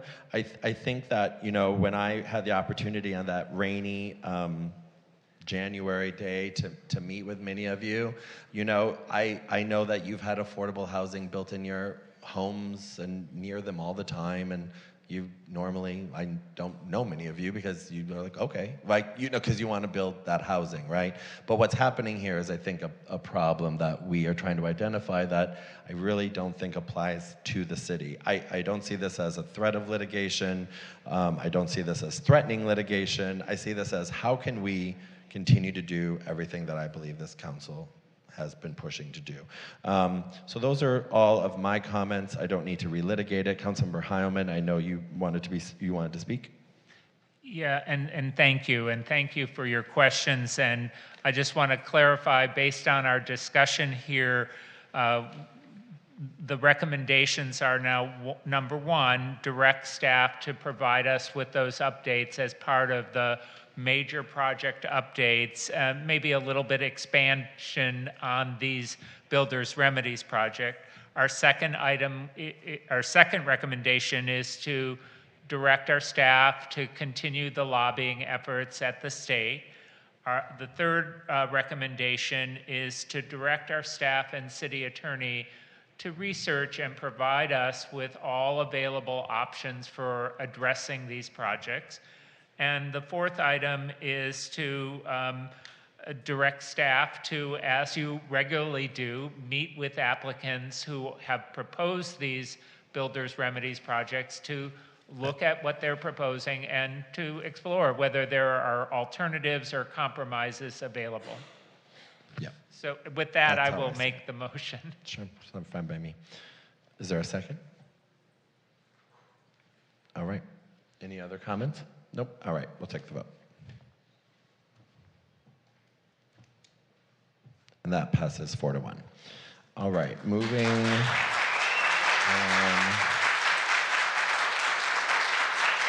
Would my colleagues like to take a break? Okay, we'll take it is 9:18. We'll take a 10-minute break and come back at 9:28. What do we have left? We have The two from consent?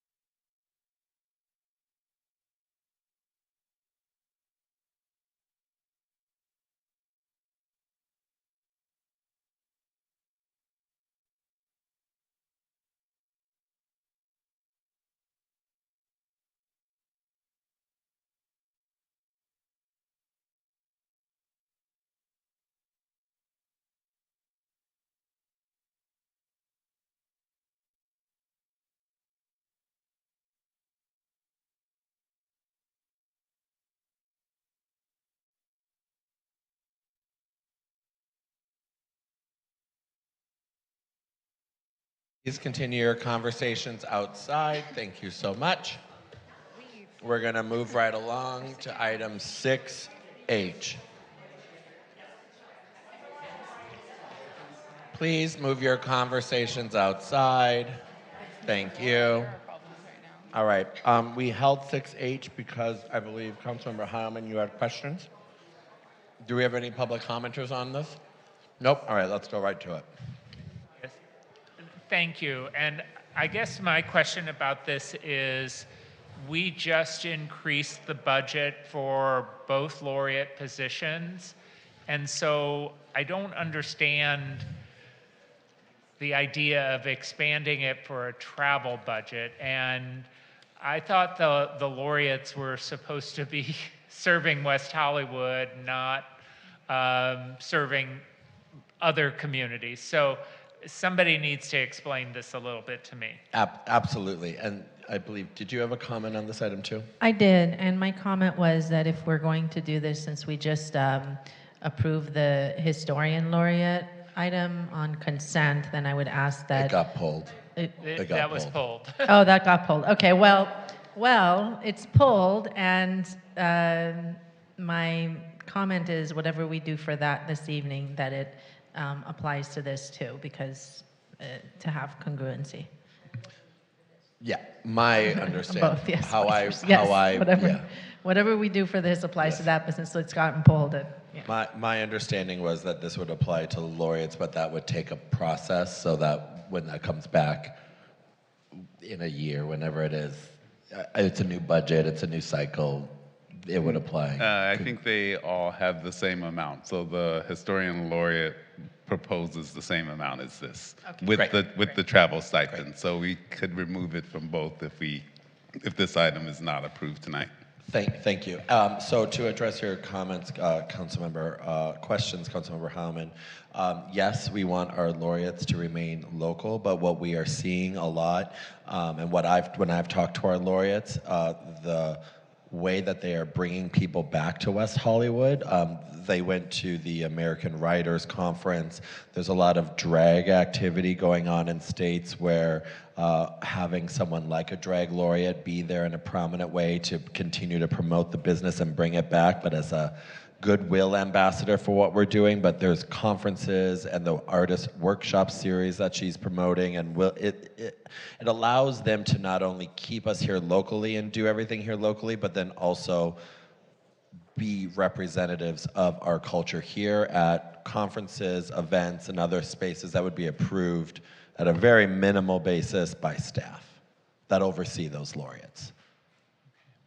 That was the only reason. It wasn't to allow them to go everywhere, but like, for example, the American Writers Conference, which is now going to be in LA next year, that the laureates go to, was in Kansas City or something like that. But they organized panels of LA people highlighting our WeHo Poet Laureate, and then she had to fundraise her own money to go there, but then they're all coming back here. So that was parts of the reason. It wasn't specifically for this individual, but thinking broadly about how we could do it. So I think I've answered it twice now. I don't need to keep blathering, I'm sorry. Can I, I guess what I was thinking is maybe we need to, that if we approve this, that as part of it, we get a list of possible conferences or events that they want to attend, and let council approve it just like we would approve our own. Yeah, I couldn't agree more. I think that having staff who I've talked with about this,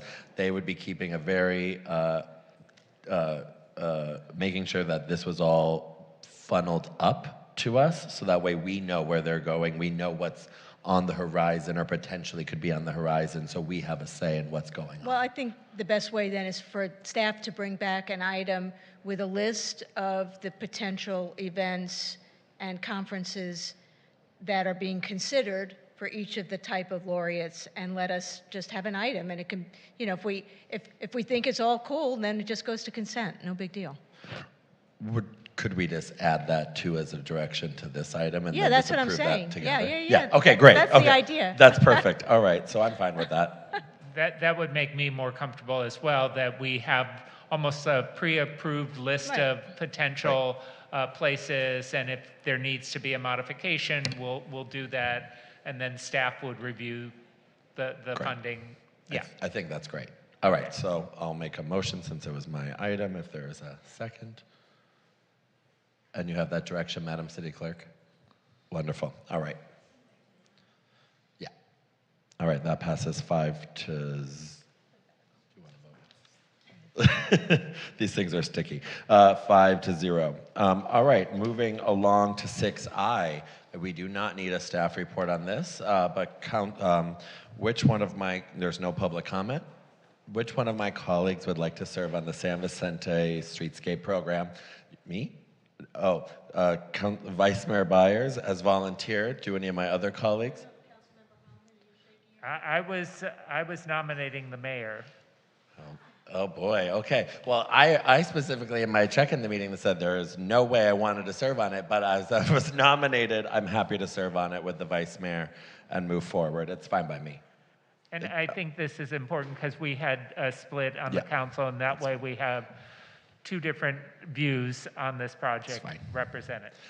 No, unless you want it. Well, this is a 2-year thing. I know. I mean, that's why we can hand off. All right, so the thing I had a question about, I don't anymore. So is there a motion? You don't need a motion, do you? Or do you want one? It's non-Brown Act, right? No, by consensus, can I just get a nod of heads? And since we are appointing council or subcommittee members, it's considered an ad hoc. It's not one of your standings, so Great. it's not subject to the Brown Act. Sounds good. All right, Vice Mayor Byers, another meeting we get to go to. All right, sounds good. We are going to move on now to excluded consent. Our first one was 2M, which was the City Historian Laureate position. This was on consent. Councilmember Heilman, I believe you had questions. So one of my questions is that, oh, thank you. That's why you're here. I'm sorry you had to stay so late. We had at one point an archivist for the city, and I'd like to know what the status of that is and who's in charge of that, and is this going to duplicate? My second question, and I understand that this is a council-initiated item, but it wasn't clear to me specifically what the duties would be of the historian laureate. Are they supposed to give an annual lecture, or are they supposed to be in charge of gathering archival material, and is that duplicative? So those are sort of the questions I have about this. So I don't know if you're prepared or if my colleagues are prepared. Good evening. City Council, Mayor, Vice Mayor, and council members. I'm Joshua Scher, I'm the city's communications director. My colleague Sherry Lunn is here, public information officer. So yes, the city's arts division does still oversee an archivist for the city. Our vision for at least this stage of things is that the historian laureate would work in tandem with the city archivist, but we could certainly define anything specific from the council if it wishes. Well, I think we need to get an update on the archivist, because I'm not sure everyone is aware of what work is being done, and I see one of our staff coming forward. Thank you.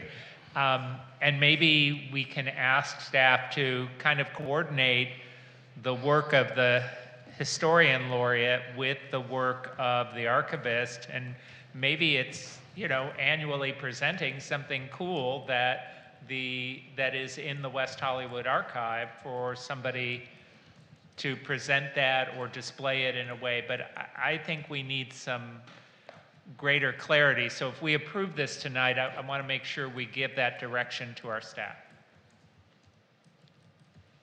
Do you want to tell us the status of our archives? Turn the mic on. Hi, good evening. Rebecca Eman, I'm the arts manager. I'm happy to provide an update. We do have an archivist who's under contract. He's on kind of retainer because the city archives project is on hold at the moment because we don't have space to grow or to house the archives permanently.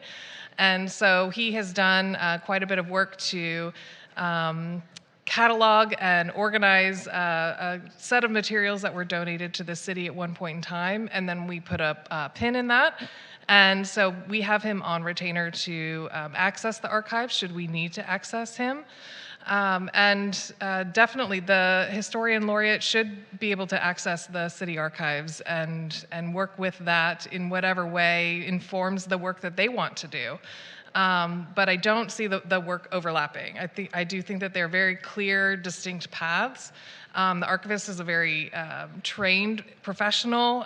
This is a unique profession, and it shouldn't interfere with the historian laureate. I have nothing to add. Do you? Nope.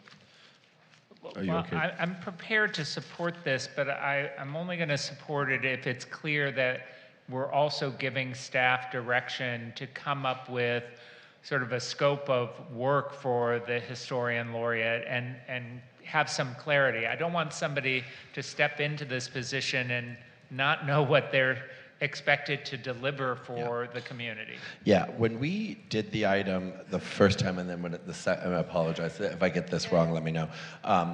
We didn't originally put the scope into the original item because we were going to give you that direction, and then you were going to come back and tell us what that scope would be, and then we would look at it holistically. But this was moving that process along, and we still have that scope forthcoming.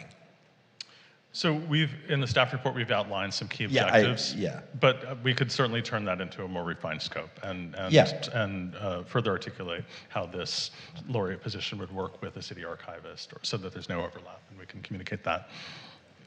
Wonderful. With that understanding, I'm supportive. Okay. Hold on one second. There we go. Thank you very much, staff. You're amazing. 5-0. All right, we're going to go on to item 2R, which is pulled. It was the study to do the vacancy tax item. I believe two of my colleagues wanted to pull it, so I will turn it over to either one of you. Vice Mayor Byers, do you want to go first? Happy to speak. So my concern with this item is, I just need to pull up my notes. I'm so sorry. I was concerned by the stated goal here, the stated goal being that we're trying to get clear if there is desire from among commercial business tenants, commercial property owners, and commercial real estate brokers for a commercial vacancy tax. And I went back and listened to the conversation that we had at the November 20th meeting. Mayor Erickson was not there at that time. And I know the initial item that was brought forward was about bringing a poll to voters. It was discussed on council at that time that a poll amongst voters would produce the information that they don't like vacancies and they want us to do something about it. So we brought the discussion sort of back to council and thought getting more information amongst those commercial tenants and commercial property owners may be beneficial, but I'm not seeing in this agreement that we're going to get information that helps us understand what incentives may be useful, what conditions are actually creating the amount of vacancies that we're dealing with. Instead, it reads to me like we're asking a survey if these commercial property owners and real estate brokers are interested in a commercial vacancy tax, which I suspect they wouldn't be. We've already gotten some comments that say that. So I just want to make sure that this is going to be the best use of our over $50,000, and we'll get back either valuable information, or I don't know that I can support this item tonight. Councilmember Heilman, did you have questions as well? Yeah, I have the same concerns, and maybe it's just the way that it's written. Yeah. I understand that this is designed to be a qualitative survey rather than a quantitative survey of yes, no, do we support a vacancy tax or not. I really think it needs to be, at least from my perspective, we really need to be asking them, you know, what are the barriers? Why aren't they leasing the spaces? What are the difficulties they're facing?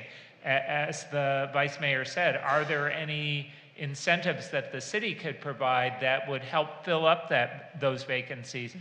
And I know that we want all of those vacancies filled, but we want them filled with quality tenants and not, you know, schlock that is not going to be attractive or appealing to the community.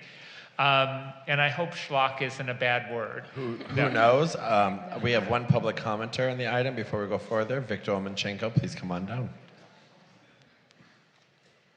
Victor Omolchenko, longtime West Hollywood resident, and I know, just like you, I think we're all concerned about all of these vacancies that are here in our city. And I know in previous discussions, I guess when we were looking at this, I think one of the council members mentioned that people surveyed online came out and said to the tune of about 60%, well, yeah, put the tax in.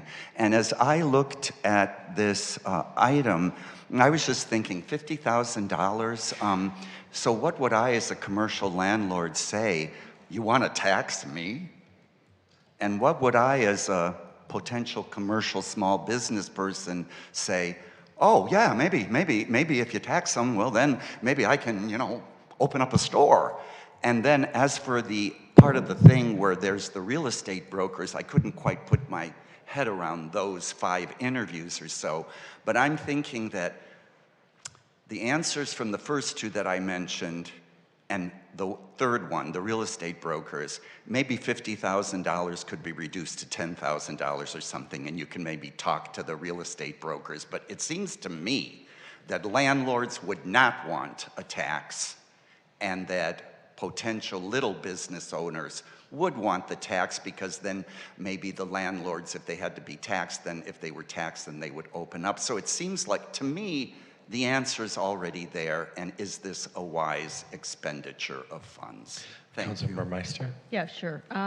So as I recall, and as Vice Mayor Byers said, we had talked about doing another survey about the commercial vacancy tax, but we decided not to do it because we know that we'll probably get 60% of our residents, and with it was a scientific survey with FM3, quantitative survey, that our residents want a vacancy tax.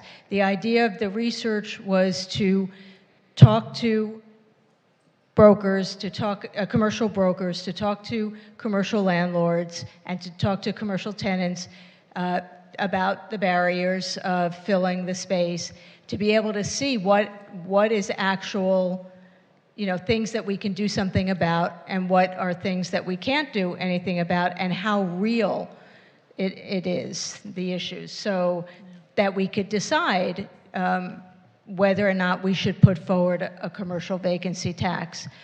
So that was my memory of it. So that's why it's qualitative, because we want to be able to really get at the in-depth reasons for not renting spaces, or what the commercial brokers are seeing in terms of their clients, like why their clients aren't accepting offers, or are they not getting offers, or what exactly is going on. And I think Councilmember Shine had asked to also talk to tenants to get their perspective of what's happening with rents, and why they think that there are more and more vacancies happening in the city.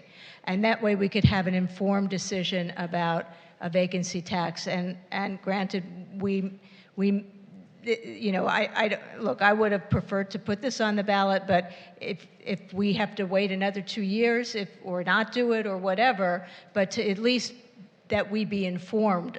I think that the methodology that FM3 has proposed is what we need to do. It's just what's in the discussion guides that we have to all agree on tonight. So, thank you.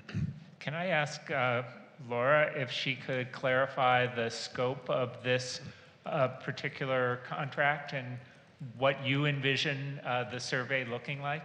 Certainly. Good evening, Council, Mayor. My name is Laura Byrie, Director of Economic Development.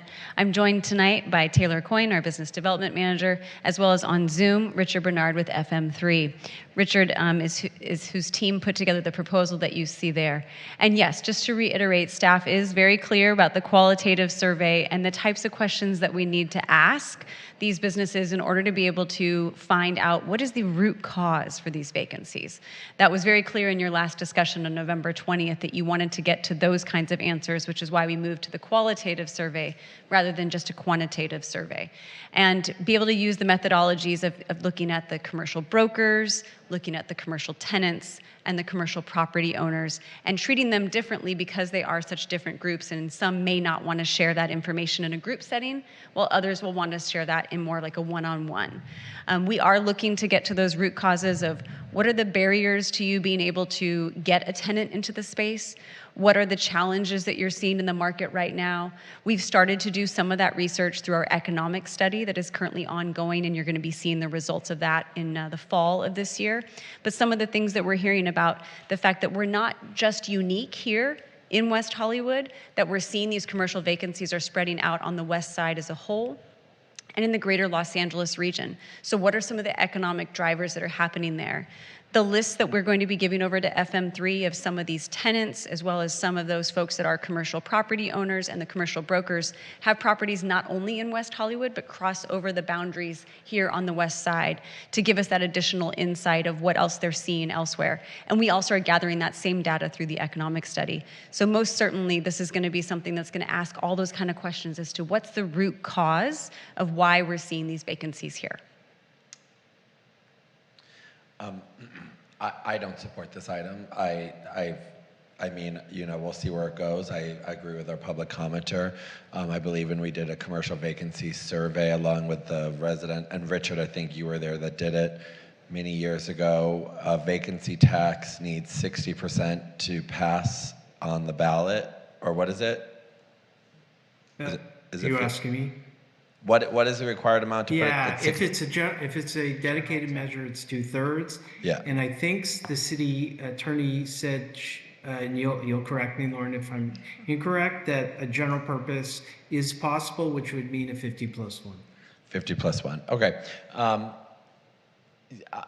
I really feel, while yes, I would like to understand what the basis of this is, I think that these taxes through how commercial landlords will pass it on further to our businesses is something that we know will happen. It is happening currently. My phone is getting texts about it right now as we speak with our business owners telling me these things. I appreciate the effort.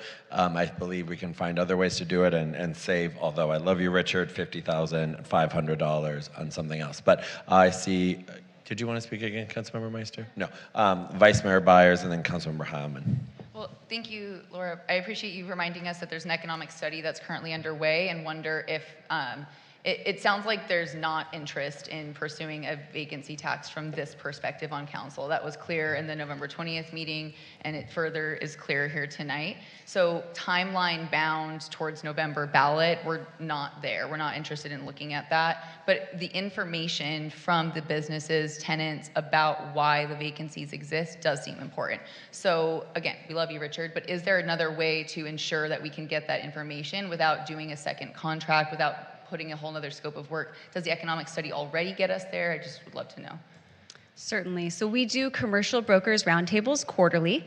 Thank you so much to the council for the encouragement to reinstate those, which we reinstated in 2023. So that gives us the opportunity to get that feedback from our commercial brokers. When it comes to the economic study, we are doing focus groups for the commercial tenants. And then there was also direction from council, just as we did the top 10 property owners and the top 10 employers, we are now meeting with top 10 developers and incorporate them into our focus groups as well to really try to find out what is that root cause of causing these vacancies here in West Hollywood. Councilmember Meister. Yeah. I'm sorry, Councilmember Hammond. Sorry. So, since there's not the urgency in terms of a ballot measure, maybe you can come back with a modified scope of, if you need additional assistance to reach out to property owners and businesses to gather this kind of information, I'm certainly open to that and supportive of that. I do want to comment on what the mayor said about this tax being passed on to existing businesses. A lot of tenants have leases where all of the common area charges and all of the taxes are passed on to the tenants. So we would actually, if we imposed a tax, we'd have to figure out a way to make sure that it doesn't get passed on. But as I've said previously, I don't think a vacancy tax is the appropriate way to deal with the vacancies that we have, and so I'm not supportive of it. But I am supportive of gathering more information. Thank you. Councilmember Meister. Thank you, Mayor. So you mentioned developers and you mentioned brokers. Were you planning to talk to property owners? Because property owners may not necessarily be developers. Yes, yes. And can I suggest then that with property owners, you may want to talk to them one-on-one as opposed to focus groups, because they're competitors and they're not going to want to talk to each other. Most So, certainly. yeah. We're finding that as well. So yes, 100% agree. The property owners and the developers are not going to want to necessarily be in group settings. With that, I believe three of us do you have any comments? I'm so sorry. Can we just give direction to staff to come back with a mechanism for gathering more information, and that could include Richard, or it could include some other recommendation? I'm fine with that. Right. Okay. Yeah, and we'll take that as direction, and we may not need to come back. We may find that you'll have enough information with the economic study, since we're not looking at a vacancy tax for the November ballot, so there may not be a reason to come back also. All right. Do you need an official motion, City Clerk, or are you good? Great. Thank you so much. Very good. Thank you, Richard.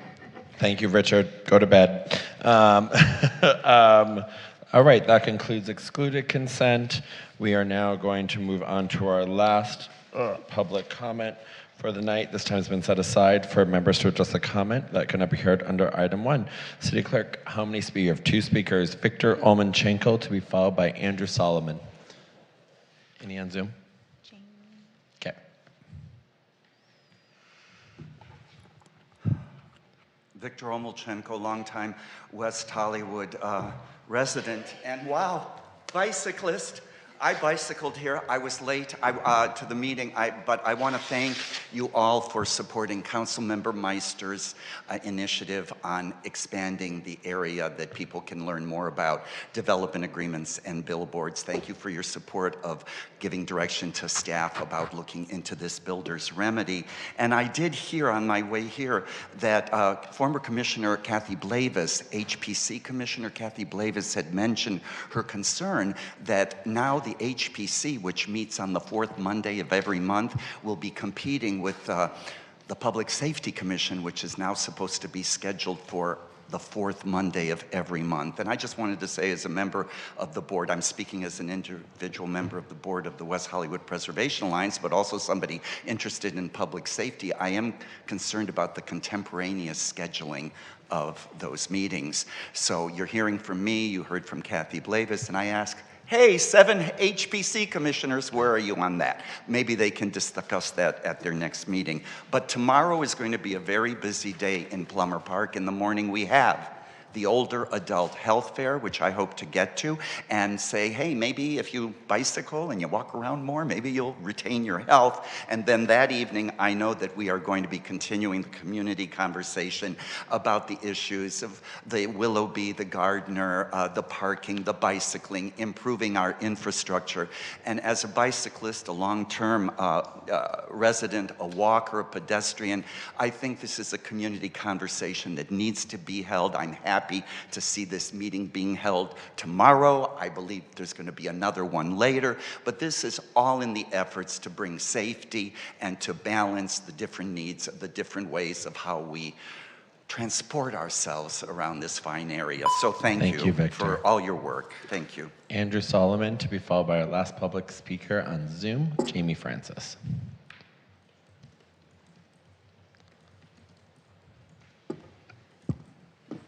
I always hate following Victor. I'm sure everyone does. Andrew Solomon, West Hollywood. I just wanted to clarify some numbers that were mentioned earlier. You all talked about your current progress under the 6th housing element. Vice Mayor Byers, I believe you said it was 10%. It's actually a lot worse than that. So I think we all know our regional housing needs assessment for the 6th cycle is 3,933 total. Of that, 1,066 should be very low income units. This is from your annual progress report, which was on your March 18th agenda. So of the 1,066 that we need to build in the 6th cycle, we to date have built 6. Of the low income quartile, we're supposed to provide 689 units. We are at 3. And of the moderate income quartile, we're supposed to build 682, and we are currently at 5. We're behind almost all of our neighboring cities, and if you look at the Southern California Associations of Governments as a whole, you can see the reporting for our entire region. No one's doing great, but we are far behind the entire region. We are ahead of Beverly Hills, so there's a silver lining. Thanks for your time tonight. Thank you very much, Andrew. Off to Zoom. Jamie, I see that you have Yes, unmuted I'm here. yourself. Go ahead, you will have Thank you. 2 minutes. Thank you, Mayor Erickson and Council. Just to go upon what Andrew Solomon has said, which he was very accurate with the statistics, I agree with Vice Mayor Byers that it has been really subpar with the numbers that have been achieved, if you want to say that. What I mentioned prior, we can talk about verbiage and acronyms, UDOS, CEQA, RENA, EIR. It doesn't matter. When the state is saying for a small, densely populated community like West Hollywood, we have, housing stock that is outdated or people that are living there for the rest of their lives. But what are the options? What are the future options for existing residents? I've been on the list for 12 years, and I don't see if my name's ever going to come up for the next 6 or 8 years. Just to say this to Councilmember Hyman, who has advocated for affordable housing. We talked about NIMBYism. Remember the person who lived on the west side or talked about Weatherly Project, how they're opposed to it, but yet they qualified 20 years ago for affordable housing that I will never see. In a price point that was very affordable and an affluent neighborhood, nonetheless, that now everybody's complaining that you have high market rates and rents. Because of that, the desirability factor. And yet here I am wondering if I'm going to be stuck in the same apartment, same neighborhood. So to look at statistical analysis, West Hollywood has made waves in the last decade or two, but not now. It is reversed. And that's what I want to mention. We have to do a better job. We can't just say, is this going to open up for lawsuits and other communities that are going to use and piggyback on West Hollywood? Look at Malibu and La Cuneta Flint Ridge. They want to take the state to federal court. They don't want it in the communities whatsoever, and they'll do whatever they have to.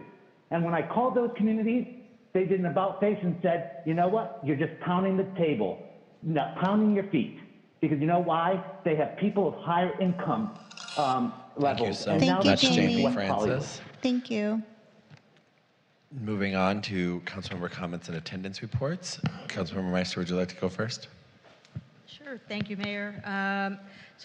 First, regarding the glue trap ban, I just want to thank Hernan Molina and City Attorney Langer for their work on that ordinance because it wouldn't have happened without them.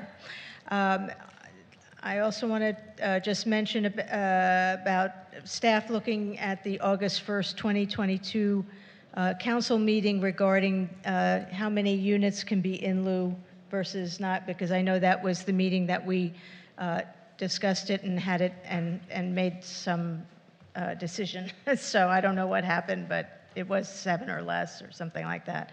I also want to suggest to staff to come back or to the city manager to come back with an item regarding expanding the scope of Emerald Village for future, since they really know the cannabis businesses in our city better than anyone. And if we want cannabis to succeed, then we need to give it the same TLC that we've given our hotel community and our design district. Since our last meeting, I attended the Rainbow Neon Dog Public Art Dedication and World Dog Day. I participated and co-chaired a Climate Action Advisory Board meeting organized by Assembly Member Rick Chavez-Zabur. I wanted just to, I know everyone's reminded the community at least 3 times, but tomorrow night, 6 p.m. at Plummer Park Community Center, rooms 1 and 2, is the informational open house on the bike lanes and that project. Wednesday, May 22nd through Sunday, June 30th is WeHo Pride 2024. It kicks off on Harvey Milk Day, May 22nd, with a special event. WeHo Pride Weekend will take place from Friday, May 31st through Sunday, June 2nd with Out Loud at WeHo Pride, the WeHo Pride Street Fair, the Women's Freedom Festival and Dyke March. And no, I am not getting on a motorcycle this year. WeHo Pride Parade and much more. This year's WeHo Pride Arts Festival will take place from Friday, June 14th through Sunday, June 16th with various events and programming. And throughout the 40 days from May 22nd to June 30th, there will be community group events at various locations. So check out wehopride.com for more information. I would like to ask the city manager to look at, I don't think that it was in the staff report that HPC would be on the same, that public safety would be on the same night as HPC. So I sort of have a problem with that. Was it in the staff report? Was it in the staff report? I may have missed it.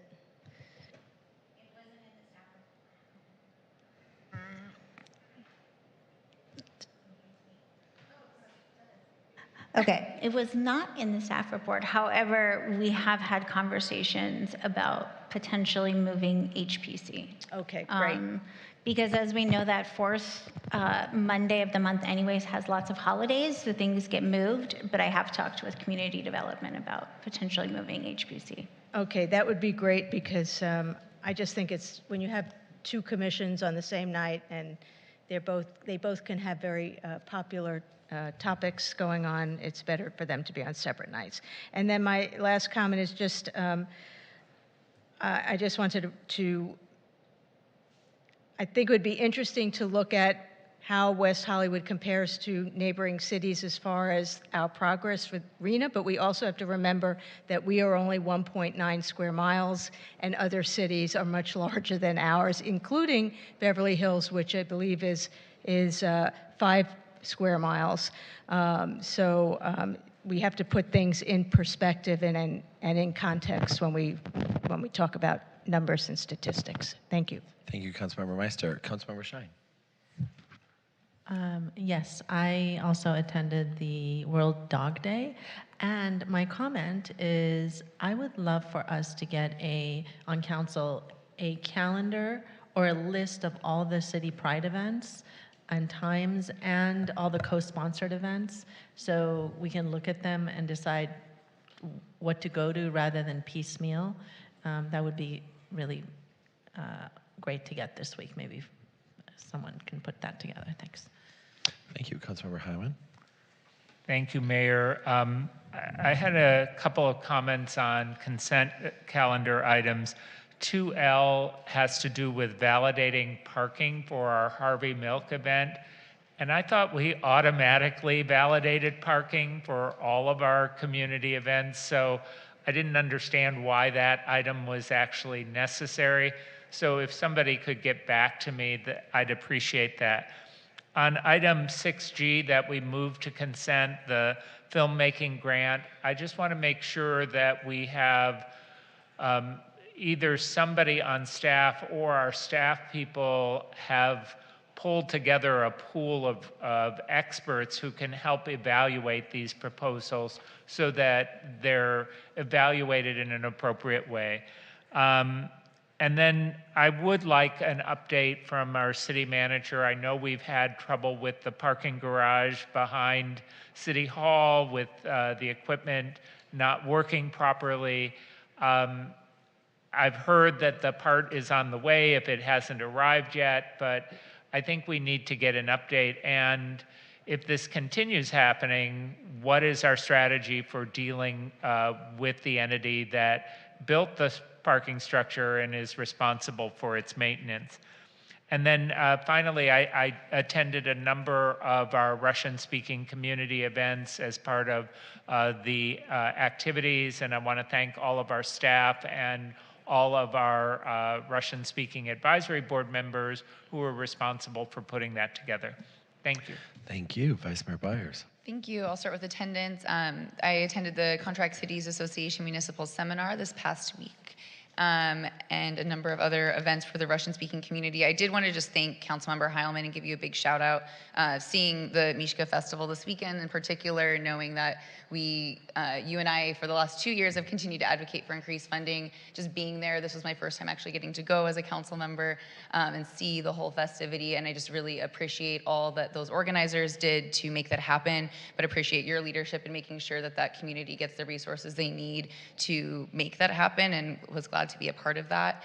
I wanted to thank everybody for being a part of the conversations tonight. I know what's happening in your communities is really important, and I appreciate you paying attention and being a part of those discussions. And then I just wanted to finally wish everyone a very happy and very safe Pride celebration. There are so many ways to participate, and I appreciate Councilmember Shine recognizing that a calendar is probably needed because there are so many things, and we would hate to look back at the end of June and think we missed anything, but anything will be worthwhile celebration. So just thank you for everybody for everything that's going into making that possible. That's all. Thank you so much. I will include meetings. I attended a California Behavioral Health Zoom about new rules and regulations coming down. I took a tour of Covenant House. I attended the Hep C forum that we put on here. Thank you, Hernan, for all the work you did for that and for the continued work as we continue to battle and solve the Hep C crisis that is in LA County, the WeHo Reads Asian Diaspora event. I had lunch with Russian-speaking World War II veterans with the Vice Mayor. That was a lot of fun, and I ate things. I don't really know what they were, but they were delicious at one of our local Russian delis, and jellied meats. That's the one thing I remember, but it was very, very good. Young John would not have eaten it, but older John. Right. I attended the City Council Finance Budget Subcommittee meeting, the Rainbow Neon Dog public art dedication with the pet mayor, who was very happy to see you all. I attended the Saturday in Plummer Park, my Saturday in Plummer Park event, the Vanderpump Dog Foundation Day event, which was a fantastic time, minus a few rabble-rousers.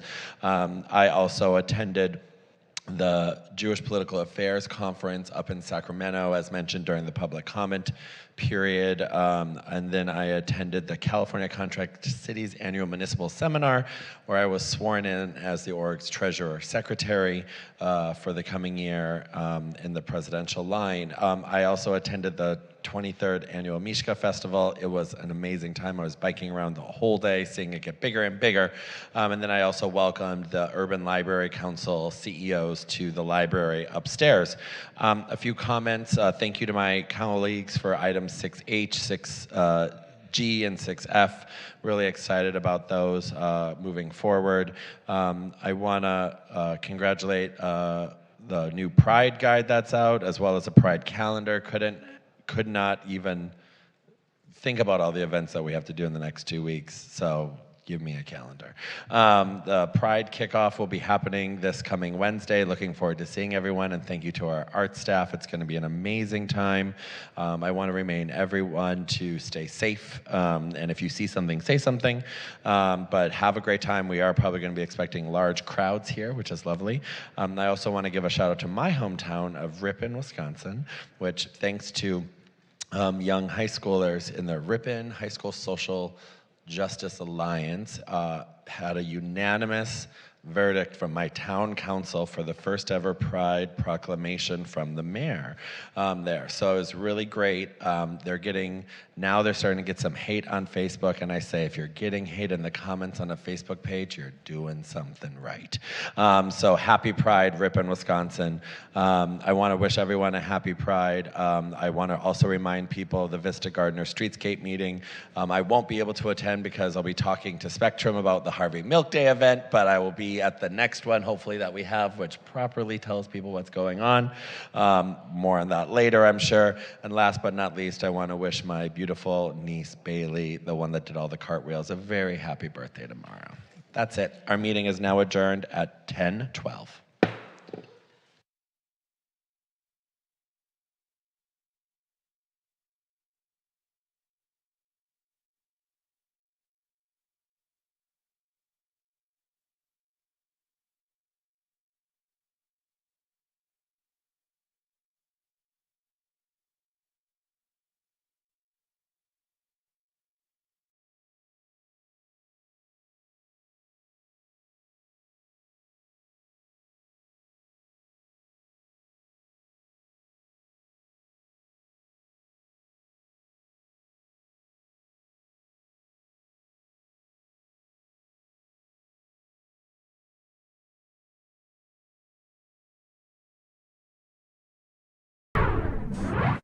Can we get a round of applause? There's a new pet mayor around these parks. The city's free Picasso Pets event returned with the swearing in of honorary pet mayor Winnie